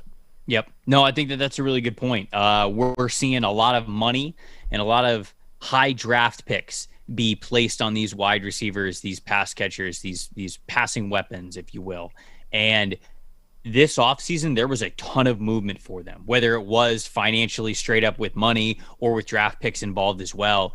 And judging what happens to the offenses that they left and what also happens to the offenses that they went to will be a huge gauge for, did we get the value right here? Right. Are we valuing wide receivers correctly, or were we overpaying a little bit? Do we need to kind of tone it down a little bit here? And that might go into what you see in future trades and future contracts and things like that. Receivers starting to make mid-tier quarterback money is a massive story this offseason. Yes. And the Dolphins going to the Super Bowl is going to prove that it's worth it. Minnesota Vikings, they're next, also Super Bowl bound here in the NFC North. Kwesi comes in. I'm still optimistic about what he brings to the table, and I think just their foundation of having Justin Jefferson and Adam Thielen and Kirk Cousins chucking it around. Rick Spielman was on the show the other day, by the way. Very insightful breakdown, former Vikings GM for 16 years. And he was going through, hey, Cousins used to not be able to win the big one, right? That was the knock on him. And I know they didn't win last year, but he's starting to win some of those games in the fourth quarter. He's starting to put the team in position to win. And this is the year Cousins and the Vikings over the top, right to the Super Bowl. If they're going to do it, if they're going to get there, they're going to do it through Justin Jefferson. Justin Jefferson had an unbelievable rookie season, phenomenal performance, being able to step in right away in that Minnesota offense, and he followed it up with an even better year sophomore year. I mean, he has already established himself as one of the best route runners in the NFL, one of the best wide receivers in the game, not just for his age. I'm talking at all. I mean, what he's able to do with that offense is incredible. You hope that a fully healthy Adam Thielen, even with him getting up there in age as well, can produce a top 5 wide receiver duo for this team. Dalvin Cook, when he is healthy, he is an electric playmaker out of the backfield. And so you've got really nice offensive weapons. And you mentioned, okay, maybe there's a chance that Kirk Cousins can get on a run here this year and win you a handful of big games. And if that's the case, you like the talent on defense. I know that it's getting up there in age. I know that this is kind of closing the winning window for this defensive group, but there's a lot of guys that you like that are still there. So offense has players, defense has players. It's just about them coming together, staying healthy, and playing as best as they can. And if they do, I think they've got the recipe of a really good football team. I think the foundation of their passing game is going to be good. Plus Kevin O'Connell coming in, right? It's going to be less, even Spielman on the show last week, he's like, hey, we were a run-first team. We were a 2 tight end team, 2 receiver team, and we were all about running the ball. And Kevin O'Connell coming from the Rams, sure, they like to run the ball, and they've had Todd Gurley there throughout the years and all that stuff. But, when Stafford took over, they're a pass-first team, the Rams. They did run the ball a little bit more than we would have liked at certain times, but I think the Vikings are going to rely on their weapons, and I think that foundation is strong. I like that Kwesi started building back to front with Lewis Seen and Andrew Booth in the secondary, a couple of those top picks. So everything's moving in the right direction in Minnesota, and they're going straight to the Super Bowl, representing the NFC this year. Yeah. Also going to the Super Bowl is the New England Patriots. That's right. They're going to do it. Bill Belichick going back. Mac Jones, year 2. Look, OTA hype. If Trevor Lawrence is going to be a year 2 MVP, why not Mac Jones, year 2 MVP candidate? Sure. Right? I mean, he's more confident, slimmed down a little bit. Oh, you like that? Less of a dad bod this year for Mac Jones. There's a lot of reasons for optimism in New England. The number one optimism that I have for the New England Patriots is Bill Belichick is still your head coach. There you go. And you know what? That's almost all I got. Like, I think that Mac Jones was okay last year. I think that people were kind of blowing his rookie season up a little bit more than it needed to be. Like, he was good. He was fine. I'm not trying to say like he was terrible, but I mean, don't act like he was kind of the second coming of Tom Brady there. So I wanted to temper expectations. Of course, this year, as you mentioned, he's going to take the second-year leap. He's going to win MVP. He's going to go to yeah. Look, by the way, stark contrast between my last guest was on Thursday, Greg Rosenthal. Monday. What's today? Today's Thursday. On Monday, we had Greg Rosenthal from around the NFL, Mac Jones apologist. So he went in on Mac Jones being underrated last year as a rookie. I thought Mac Jones was good, but I didn't think that he was like fantastic, phenomenal, guaranteed to have an even better second year. We will see. I hope that he does, of course. Yeah. But look, Bill Belichick is the reason why you've got to have faith in this team, because when you look at this roster up and down, it's not great. So maybe Bill Belichick is saving some of his best acts, his best performances as a coach for near the end of his career, taking this New England Patriots team to the Super Bowl because he is, I think, the greatest NFL head coach of all time. And so anytime you got the GOAT at head coach, got a reason to believe that you can make the playoffs and, of course, be a Super Bowl team. I have to say, I'm not as down on the roster. I think defensively it's not as flashy as it was last year. And when I look at the offense, I look at the offensive line as a unit, and I look at the playmakers basically as a unit. And again, the flash isn't necessarily there for the Patriots, but the depth at playmaker, right, at receiver and tight end, there's a lot of depth there with Devontae Parker. Jacoby Myers is a good 2 or 3, as is Kendrick Bourne, as is Nelson Aguilar, who bounced back this year. It's just a whole bunch of 2s and 3s. But when you add it up and you have 2 tight ends and Hunter Henry and Jonnu Smith, it's not bad. And a deep group of running backs and a solid offensive line as always. So there's no flash. I like the flash. I'm attracted to speed and wide receiver ones. And as much as I'm saying that's the story, give me one of those dudes. That's going to turn around my offense. I do think the Patriots have some depth across the board as far as receivers, tight ends. Cole Strange comes in. He does. He as for a first-round pick, Cole Strange, by the way. First-round pick, Cole Strange is there. No comments. It's the Optimism Show. Of course. Yes, it is. I think more of the questions are actually on the defensive side of the ball, where you're losing J.C. Jackson. But you're saying Belichick, right? I think he's going to transform this defense and say, look, we're not going to play as much man coverage as we have in the past. We might not be equipped for that. He's going to adjust the defense to what they do well in New England. So It's going to be Bill Belichick's best coaching effort on the way to the Super Bowl. There it is. This year, New England Patriots. Perhaps playing the New Orleans Saints in the Super Bowl, who also should be really optimistic this season. Jameis comes back, even with Dennis Allen taking over at head coach.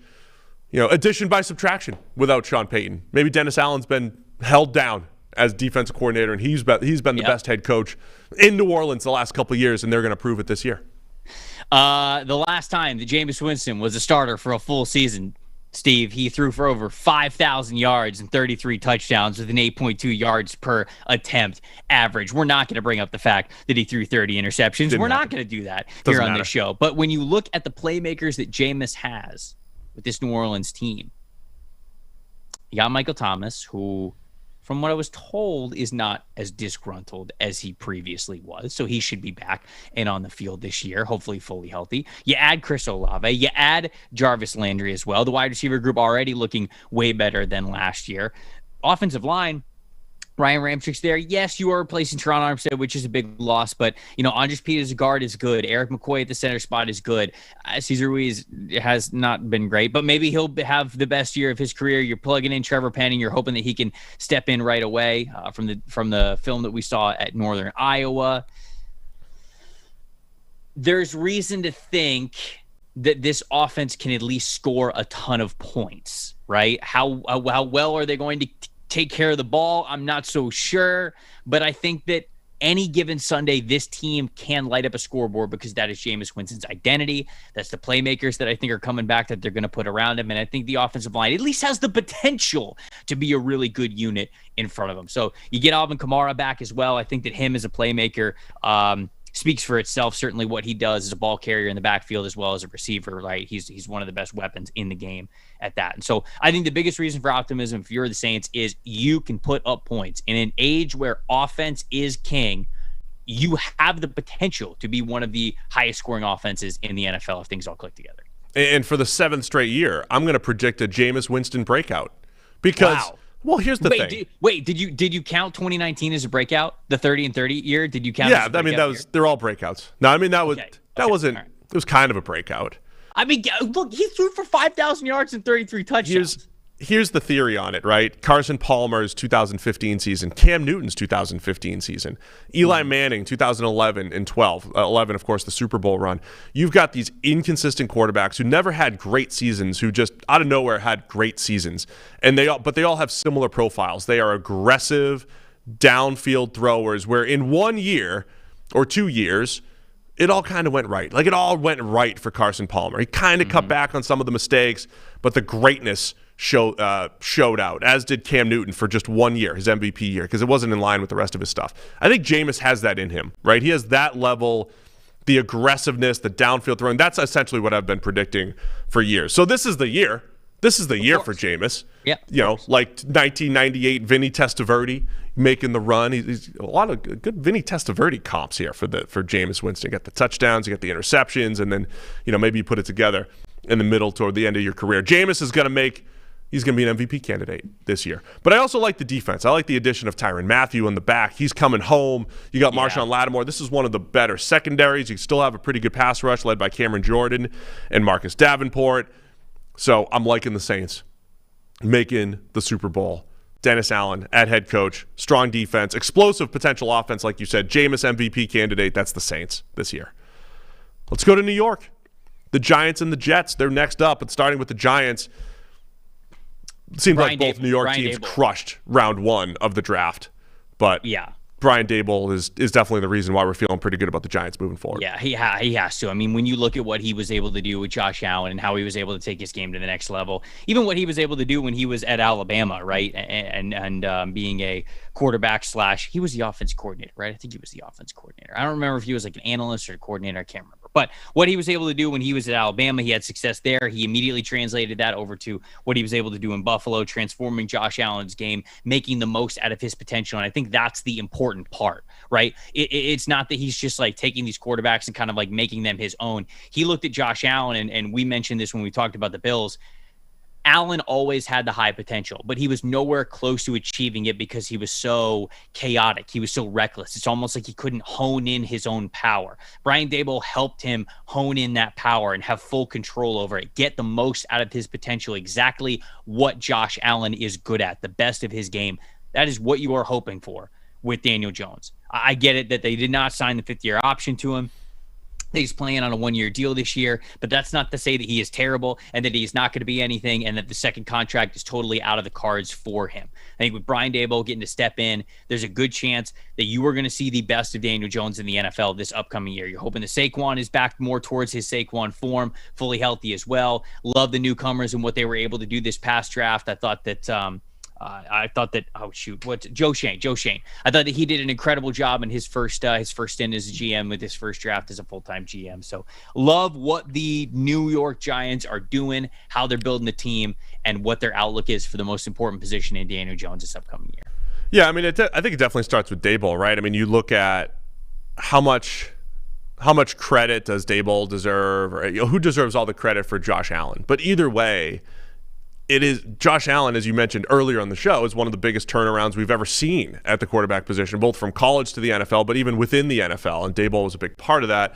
So we're either going to get that out of Daniel Jones or whoever the next quarterback is in the future. Daboll gets to have his hands on him and, perhaps develop as well. I think the offensive line's moving in the right direction. Andrew Thomas had a breakout year last year. You bring in Evan Neal. Mark Lewinsky comes in from Indianapolis. So the line won't be as big of a disaster as it's been.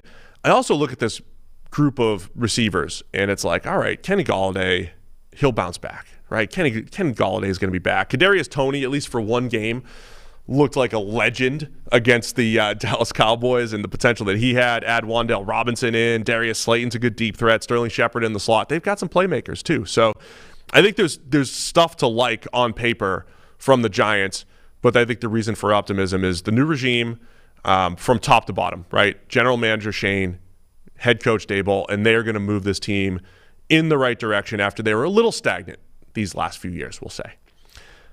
Same thing with the Giants, Super Bowl bound, of course. They're gonna make a run here this year, and maybe they'll be playing the Jets. Man, Giants-Jets Super Bowl. Ooh.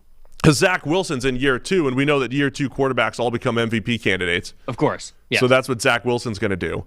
But realistically, the Jets, I think for a couple years now, are starting to tick the boxes at getting better from a position group standpoint. They started with the offensive line. We're seeing it in the secondary. We're seeing it at receiver. And all these position groups are getting better with the Jets. What's not to love? What's not to believe in with what the New York Jets are doing? Honestly, like I get it. I'm not saying that they're the best team in the NFL, but they drafted a young, very talented quarterback in Zach Wilson. They're surrounding him with great offensive weapons in Garrett Wilson and Elijah Moore and Corey Davis. They signed CJ Uzomah, right? Like they drafted Jeremy Ruckert. The offensive line's getting better. They're hoping that Mekhi Becton bounces back and is fully healthy this upcoming year. And if you look at that, you've got Vera Tucker as well. They signed Laken Tomlinson. They like George Fant as well. I think the offense, they invest a high pick in Breece Hall because they want the running game to be what it needs to be as well. You flip over to the defensive side, they've still got Quinnen Williams, right? They draft Sauce Gardner. They sign Jordan Whitehead. They've got DJ Reed at the other cornerback spot. And so this roster has consistently over the last couple of years just gotten better, added more talent at some really great positions. Robert Saleh, I think, is a coach that a lot of these guys really believe in. A lot of people have some really great things to say about him. Now, of course, that he's got to translate that into wins and losses, right? They've got to keep ascending up the win-loss table, if you will. But there is plenty of reason, especially for the realistic expectations of where the Jets are in their rebuild, to think that they are going up. They are ascending in almost every single area you would want them to. And so that's why I think that even if it might not be they're the best team in the NFL yet, they are going in a great direction. Of course, because of this show, we believe that they're going to win the Super Bowl. But you got to be excited about Zach Wilson. You got to be excited about the offensive line, his weapons, and then the youth on defense, how that's all kind of coming together as well. Yeah, I think for me, looking at the Jets and what Joe Douglas has done there is that they've acquired players in different ways, right? They've spent a little bit in free agency. I think they've done a nice job drafting. I think they've found players that fit. They run the Shanahan scheme on the offensive side of the ball. So you bring in a Laken Tomlinson who has had his the best parts of his career playing guard, for Kyle Shanahan in San Francisco. So there's just I just think there's a lot of continuity in their team building effort, right? It's they've gone through this roster, which was one of the worst in the league. I think they've systematically made it better. They've dabbled in free agency. They've been aggressive in the draft when needed, drafted volume when needed. They do have the 3 first-round picks this year that I think, say what you want about trading up and all that stuff, but they're coming out of the draft with 3 legit players with Sauce Gardner and Garrett Wilson and Jermaine Johnson late first, which is a great place to take him. So I just love the way they've done it all. Of course, it all comes down to Zach Wilson's development here. All joking aside, he's got to get much better than he was last year. But again, a really talented quarterback coming out of BYU, it was really weird, Trevor, last year. Like, we do shows in August during the preseason, right? And you want to have stuff to talk about. And when you're coming out of the preseason last year, it's like, man, Zach Wilson looks great. How does he look so good in the preseason and so lost during the season? I haven't seen too many quarterbacks with that big of a difference.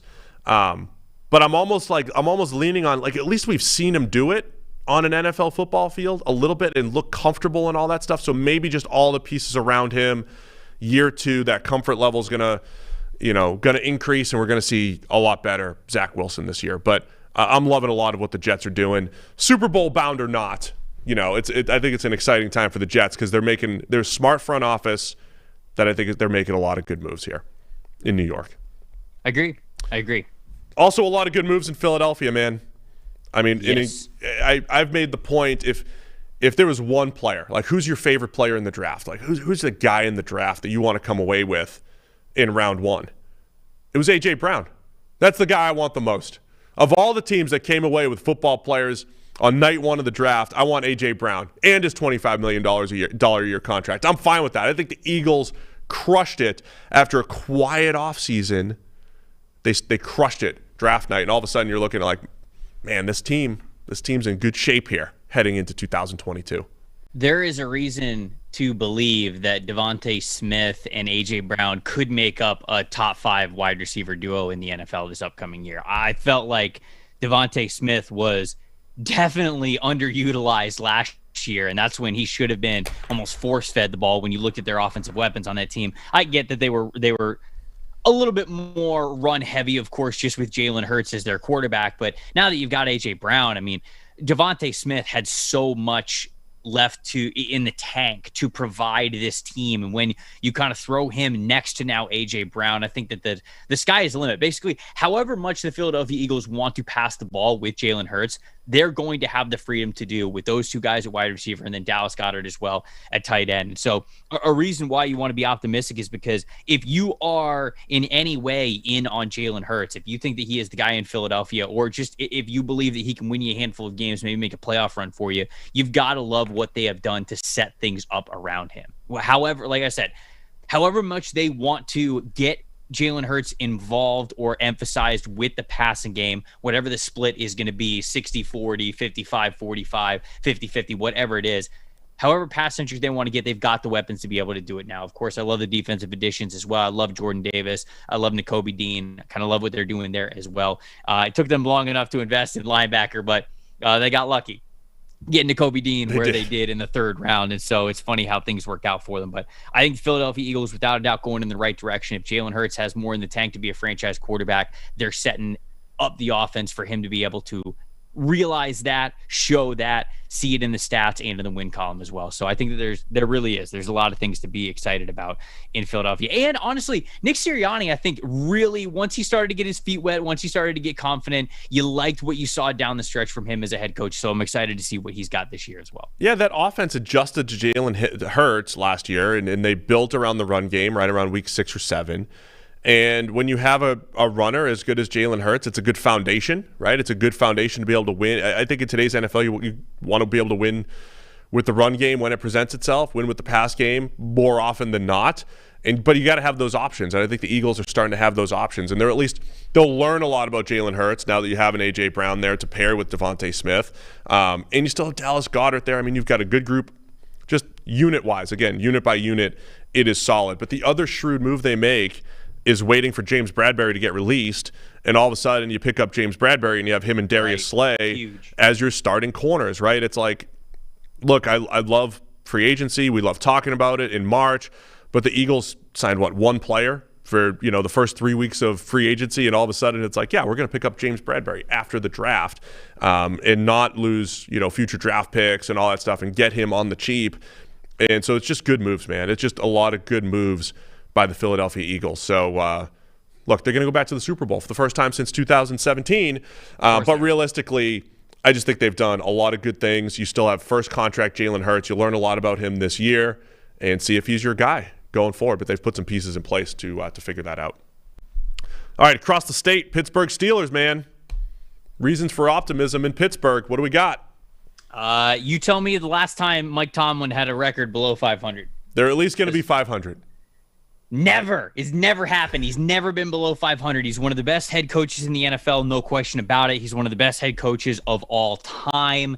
His record speaks for itself in that regard, and it just seems like no matter what the roster is around him, Mike Tomlin is elevating things to a play. And I know it's not just him. I know it's the staff around him, and I know there's a lot of things that go into this, but the Steelers are just so consistently good. Have they always realized what the potential could be of the roster that they have? No, but again, it's hard for every team to be able to say that they do that, because it is a game where any team can win any week. And especially when you get into the playoffs, it's a situation where it's single elimination and the ball can go bounce the wrong way. But in a game where there is a lot of luck involved, whether it's how the ball bounces or the health of the team or whatever you're going through with players and things like that, Mike Tomlin has always been somebody who can steady the ship, can get so much out of his guys, can get so much out of his roster, make some really great decisions. So the reason why you believe in the Pittsburgh Steelers, even though it's a younger group, especially on the offensive side of the ball, they're still trying to figure things out. They're moving on from Roethlisberger. Kenny Pickett is the guy that they're going to plug and play in there. You have to have faith in Tomlin. I mean, you just do, because he's got the track record to prove it. So if there's any reason to really believe in this Pittsburgh Steelers team, it's a ton of talent on the defense side of the football. They still got a lot of really big names: Cam Hayward, TJ Watt, Minka Fitzpatrick, a lot of guys that could be big time contributors there. Stephon Tuitt obviously retired this week, and so that's kind of something that they're going to have to adjust to. But the defense is still good. The defense is still talented. They have guys on offense that you like, but I think you just got to have faith that Tomlin's going to make sure that he gets the most out of these guys, especially to get to at least a 500 record. That's it? They're just going to be 500. They're just going to no, be I said no. I said at least. At least we know that's the baseline. Look, they did it with I think the quarterback play might be better this year. Whether it's Kenny Pickett or Mitch Trubisky, no matter who's the starting quarterback, is probably going to be better than what Big Ben was. Trubisky. I said that Pickett was going to be the guy no matter what, but that's not true. No matter who it is, I think they'll probably be better. Mitch in there. You're right, though. Tomlin brings this baseline, right? He does bring this baseline of it's going to be a good football team. You're going to maximize what they can do, I think, because the talent hasn't been as good, I think, the last couple of years as it was at other times with Mike Tomlin. But even when they had Duck Hodges at quarterback and Mason Rudolph, I mean, they still found a way to win games. So they're going to find a way to win games in Pittsburgh. You got TJ Watt, who broke the sack record, best defensive player in football. There you go, Steelers fans. Optimism in Pittsburgh. They made the offensive line a little bit better. I like their playmakers, man. I love what they've done at receiver with Deontay Johnson and Chase Claypool. I don't know how many of their targets are going to be stolen by George Pickens and Calvin Austin, but they've added some talents there. They are doing what they can. Pat Freiermuth's a good solid tight end, but they're doing what they can to make Trubisky and then eventually Kenny Pickett look good in the pass game. So liking what the Steelers are doing from that standpoint. And TJ Watt, Defensive Player of the Year, is going to lead them to the Super Bowl this year. Super Bowl bound Pittsburgh Steelers. A lot of optimism there. Mm-hmm. All right, we've only got 5 teams left. We've been cranking it out, man. It's a grind, but we got 5 teams left to be optimistic about. San Francisco 49ers, they're next on the list here. Look, the reason why you want to be optimistic is the big boys are still here, right? I think the important one was Deebo Samuel. Whether or not that he was going to be off the team, we're not sure. Obviously, there's some months to go between now and week 1 of the regular season, but he is still on the team. You've got Trent Williams still, who was one of the most valuable players in the entire NFL with how dominant he was last year. When you look at our WAR ratings and just the overall PFF grade, it's just unbelievable, unthinkable how good Trent Williams was last year. They still have George Kittle. Shoot, they even still have Jimmy Garoppolo, right? And I mean, we don't know if he's going to be the starting quarterback, but they got him. You got Nick Bosa. You got Arik Armstead. You got Fred Warner. Like, the guys that they have built as the core players on this team on both sides of the ball are still there. Kyle Shanahan is still the head coach, and he's still one of the best head coaches in the NFL. You've got DeMeco Ryans, the defensive coordinator. You're wondering if he was going to get a head coaching gig this past offseason, but he remains the defensive coordinator, which I think is huge. So I think there's a lot of reason to be optimistic about the 49ers. A lot of the roster is already in place, a proven roster that knows how to win, not just in the regular season, but also in the playoffs. The big question mark is just Trey Lance. And there's a lot of people who loved Trey Lance when he was coming out of North Dakota State. And so if he can really step in right away, take that time since he's been drafted and really put it onto the field to kind of catch fire early on in the season or late, midway through the season, whenever it is that he's going to become the starter. If you believe that you're going to see a lot of those highs from his days in college in the NFL early on in his first year as a starter, the rest of the roster is there to compete and potentially take them over the hump to get to the Super Bowl. Yeah, I mean, Trey Lance, year 2 quarterback, but of course, yeah, MVP for Trey Lance. Here's the thing. There's been a lot of, Patrick Mahomes sat, we've said Carson Palmer sat, we've seen a lot of quarterbacks sit in year 1 and then come out and play well. And I think there's a chance that Trey Lance is that guy. I also think, when they drafted him, I was like, man, this is Shanahan's ability to take the run game that's already great and just make it that much better, right? You add the quarterback element to it. Shanahan's already a master at winning the box count, winning with angles, winning with creativity, and then you add a running quarterback to the mix so the Niners can just find new ways to win. And then you mentioned all the stars that they still have there, right? They still have, when you're watching the 49ers play, Jimmy Garoppolo had his ups and downs, but it was like, man, he'll for the most part, he's going to get the ball to his playmakers, and it's George Kittle and Debo and Ayuk and all these unique athletes, right? They have unique athletes all over the field. And if Trey Lance is the guy over Jimmy Garoppolo this year, it's another unique athlete. Go cover and go tackle these guys in space in San Francisco. So I think there's a lot of excitement about what they can do offensively. And then you mentioned DeMeco Ryans defensively. I always feel underwhelmed by the Niners' defensive backfield, but they find a way to be successful the last couple of years in particular. I think Ryans has done a really good job of maximizing that talent. So yeah, realistically, there is a lot to be excited about with San Francisco. And if Trey Lance is legit in year 2, doesn't have to be perfect, but adds big playability, adds more to the run game, the Niners are going to be right back in the mix in Super Bowl bound in San Francisco. Seattle Seahawks. This might be the toughest reason for optimism, to be honest. Well, the reason for optimism here, if you're a Seattle Seahawks fan, is that at some point in time, there will be a promo code for you to save on PFF's draft guide, knowing that you have an extra first and second round pick there we go. in the upcoming NFL draft. So that is my big reason for optimism for a team that might not win a lot of football games this upcoming season, but also in the same light that I talked about Brandon Cooks potentially being a fantasy stud for you. If you're a Seattle Seahawks fan and you draft Kenneth Walker, you might be winning your fantasy leagues because Pete Carroll might run that man into the ground if Chris Carson can't come back and if Rashad Penny cannot stay healthy. So I don't know. I actually like what they did in the draft a decent amount with their first couple of picks. Love Charles Cross as well, that addition that they got there. And so, look, losing Russell Wilson, there's no way around it. It's going to be tough. It's going to be tough for the Seahawks to be as competitive as they were before. You've got 2 really great wide receivers in DK Metcalf and Tyler Lockett, and so you're hoping that that you could definitely lean on those guys on the offensive side of the ball. You like Kenneth Walker. You like the new offensive line addition. So I don't know. I like a lot of what they did with the circumstances they put themselves in, but losing Russell Wilson is tough. So make sure you're looking out for that promo code for the draft guide. You can start right now with NFL Pod. You can get 25% off. There might be 50% off at some point in the next year, but you just grab it right now for 25% off using NFL Pod. Look at that. Thank you, Trevor.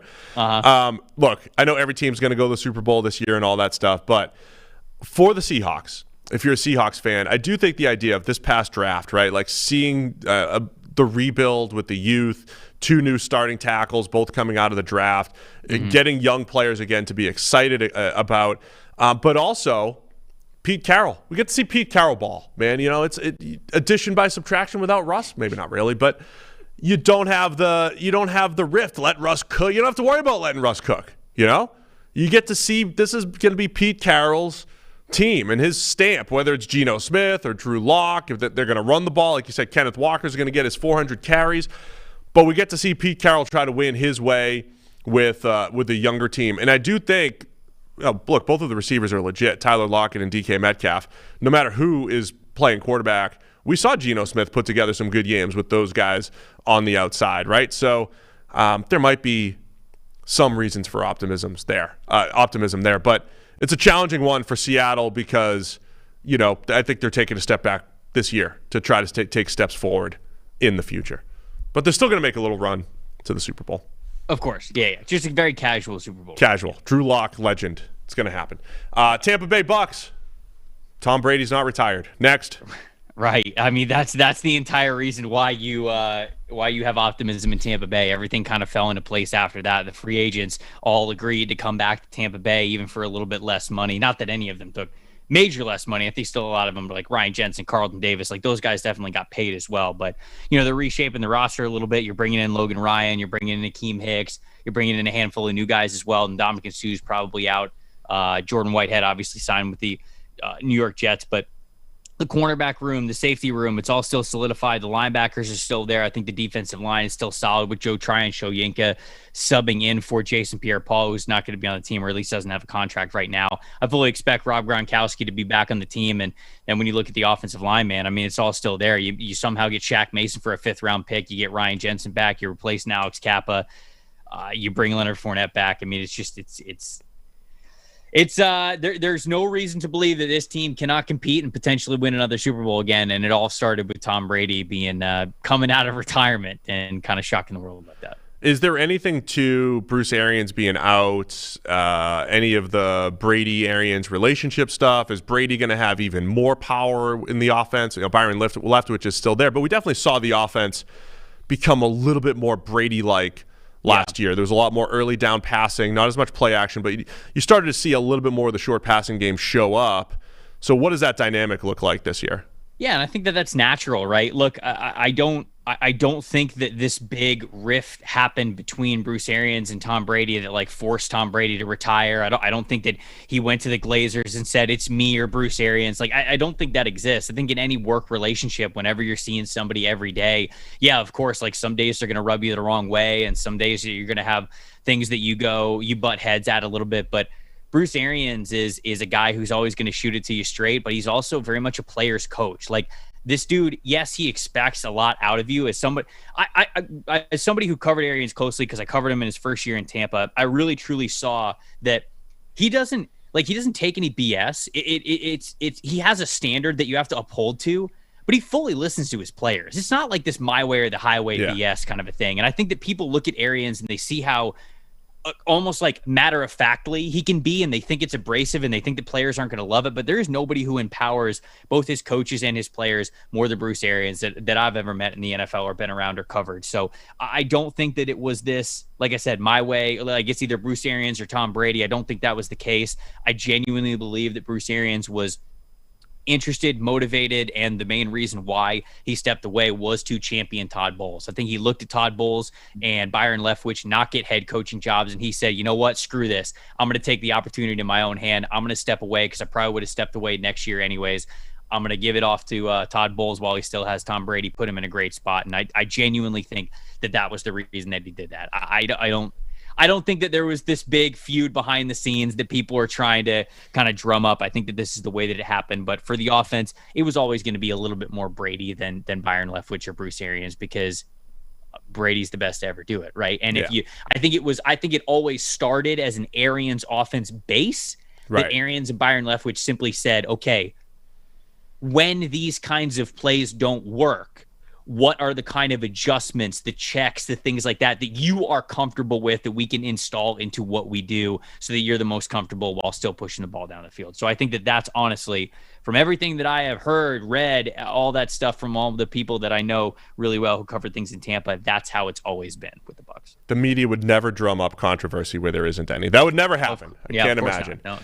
As far as optimism goes, I will say Todd Bowles, I thought, did a nice job with the Jets, which sounds crazy, right? He had a 4-12 record, I think, his last season and all that stuff. But I was judging Jets coaches for a while on a curve. They did not have a good roster. Expectations should have been low. And I thought there was a couple of years where Todd Bowles absolutely exceeded expectations. 2015, I believe it was, they made a nice little run with Ryan Fitzpatrick. They exceeded what their roster should have done, I think. under Todd Bowles. So I think he has a potential to be a very good head coach. And then I look at this offense and, where things maybe have failed last year, Chris Godwin hurt down the stretch. Right. Antonio Brown has his deal. So all of a sudden you go from, elite group of playmakers to, not nearly as good. So adding Russell Gage helps that depth with Mike Evans, Chris Godwin. You mentioned Gronk likely coming back and all that stuff. So I think they added the right pieces. Once again, the right pieces are returning, including Tom Brady coming back out of retirement. All right, 2 more. Tennessee Titans.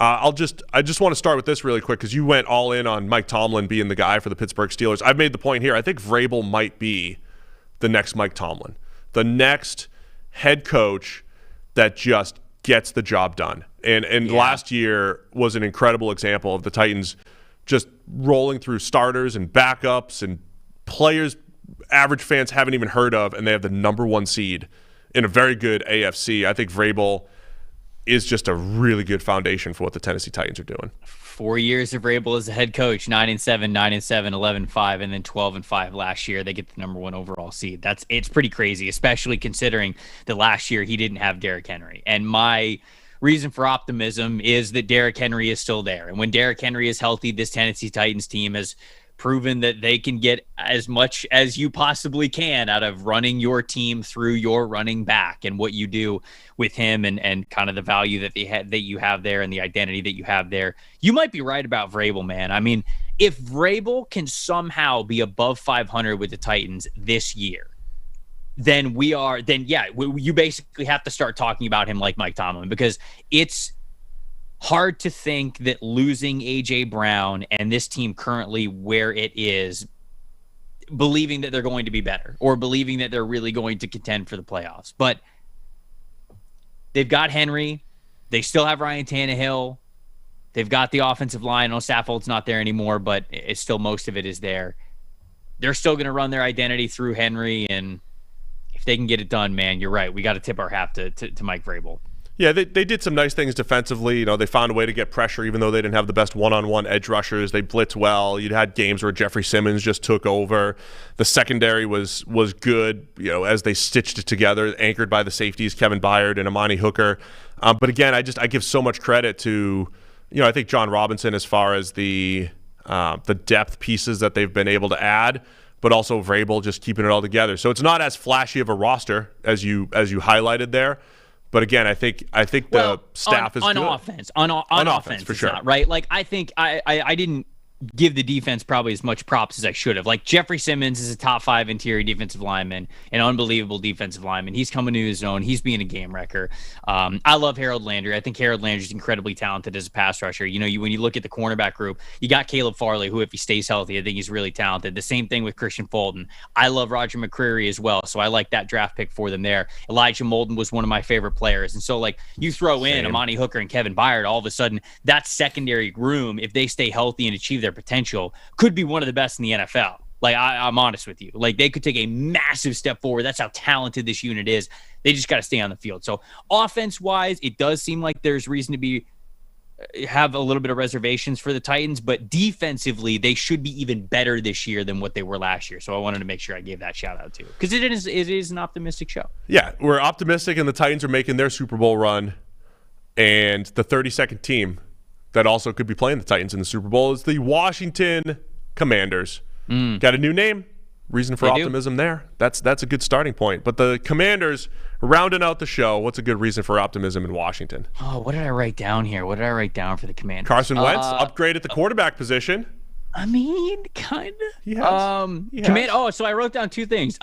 Snyder might be out soon as the owner. There you go. Is one reason to be optimistic. And then the other reason is they have the easiest schedule in the NFL, according to win-losses from last year. So the easiest schedule, and I think that's a reason. Look, we went into last year thinking that Washington might have a top 5 defense. I mean, they've moved some pieces around a little bit, but a lot of the core guys are still there for that. So you're hoping that there's a bounce back that's going to happen for Washington. You're certainly hoping that Carson Wentz is going to be an upgrade over what they had last year with Taylor Heineke and Ryan Fitzpatrick being there for the beginning of the year before he got hurt. And so easy schedule, I think, is probably the thing that they have going for them the most. You're hoping the defense bounces back, and then whatever faith you have left in Carson Wentz, throw it all on the table and see what happens. They had better than average offensive line. All their offensive linemen, sneaky good this year, all graded above average last year. I would say the defensive line, though, if you go back to 2020 and what they did up front, they should not have had one of the better defenses, but because they did dominate up front with Chase Young, Montez Sweat, Jonathan Allen coming into his own, very deep. All those former Bama players, all those former first-rounders on the defensive line, still one of the best young defensive lines in the NFL. So love that for the Commanders. I also think they'll get bounce-back years, right? We talk about how secondary play can kind of fluctuate a little bit. William Jackson played well below his highest standards, we'll say, last year. But William Jackson's going to bounce back, right? Because that's what corners do. Their play fluctuates, and he's just too talented to grade at 59 once again next year. I do think he's good, yeah.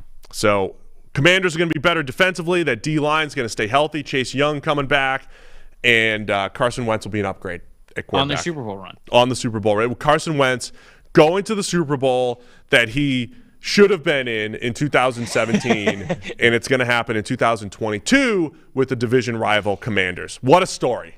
What a story, indeed. A story.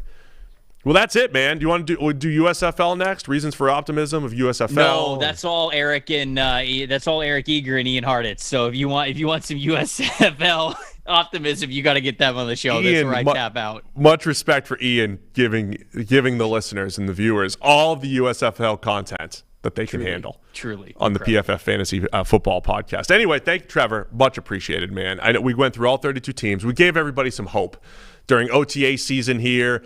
Training camps just starting end of next month. We're just a month away from training camp, kind of.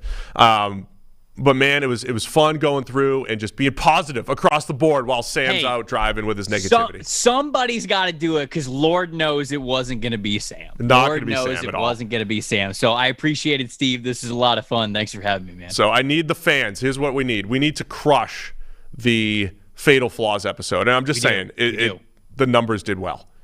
Download. People like the Fatal Flaws on YouTube. Come on, click the downloads. Send it to your friends. Yes, mass share. Text it to everyone you know. If you're a fan of an NFL team, which I assume you are, you're going to say, "Listen, go listen to the PFF NFL podcast. I got reason for hope." Fellow Texans fan, fellow Lions fan, fellow Commanders fan, whatever it is, tell your friends and spread the love here. Anyway, thanks to everybody for tuning in. Thank you, Trevor, for joining us. Tell everybody about your podcast and everything you're doing here at PFF as well. Yeah, NFL Stock Exchange podcast. Myself and Connor Rogers from Bleacher Report. We're coming to you 2 days a week now on Mondays and Thursdays. Having a lot of fun during the summer. We just dipped our toe into summer scouting, so we just began that this week. We looked over the potential quarterback class for 2023, but if 2023 sounds too far off in the distance for you, you can call it a preseason look at these quarterbacks. Just say next year.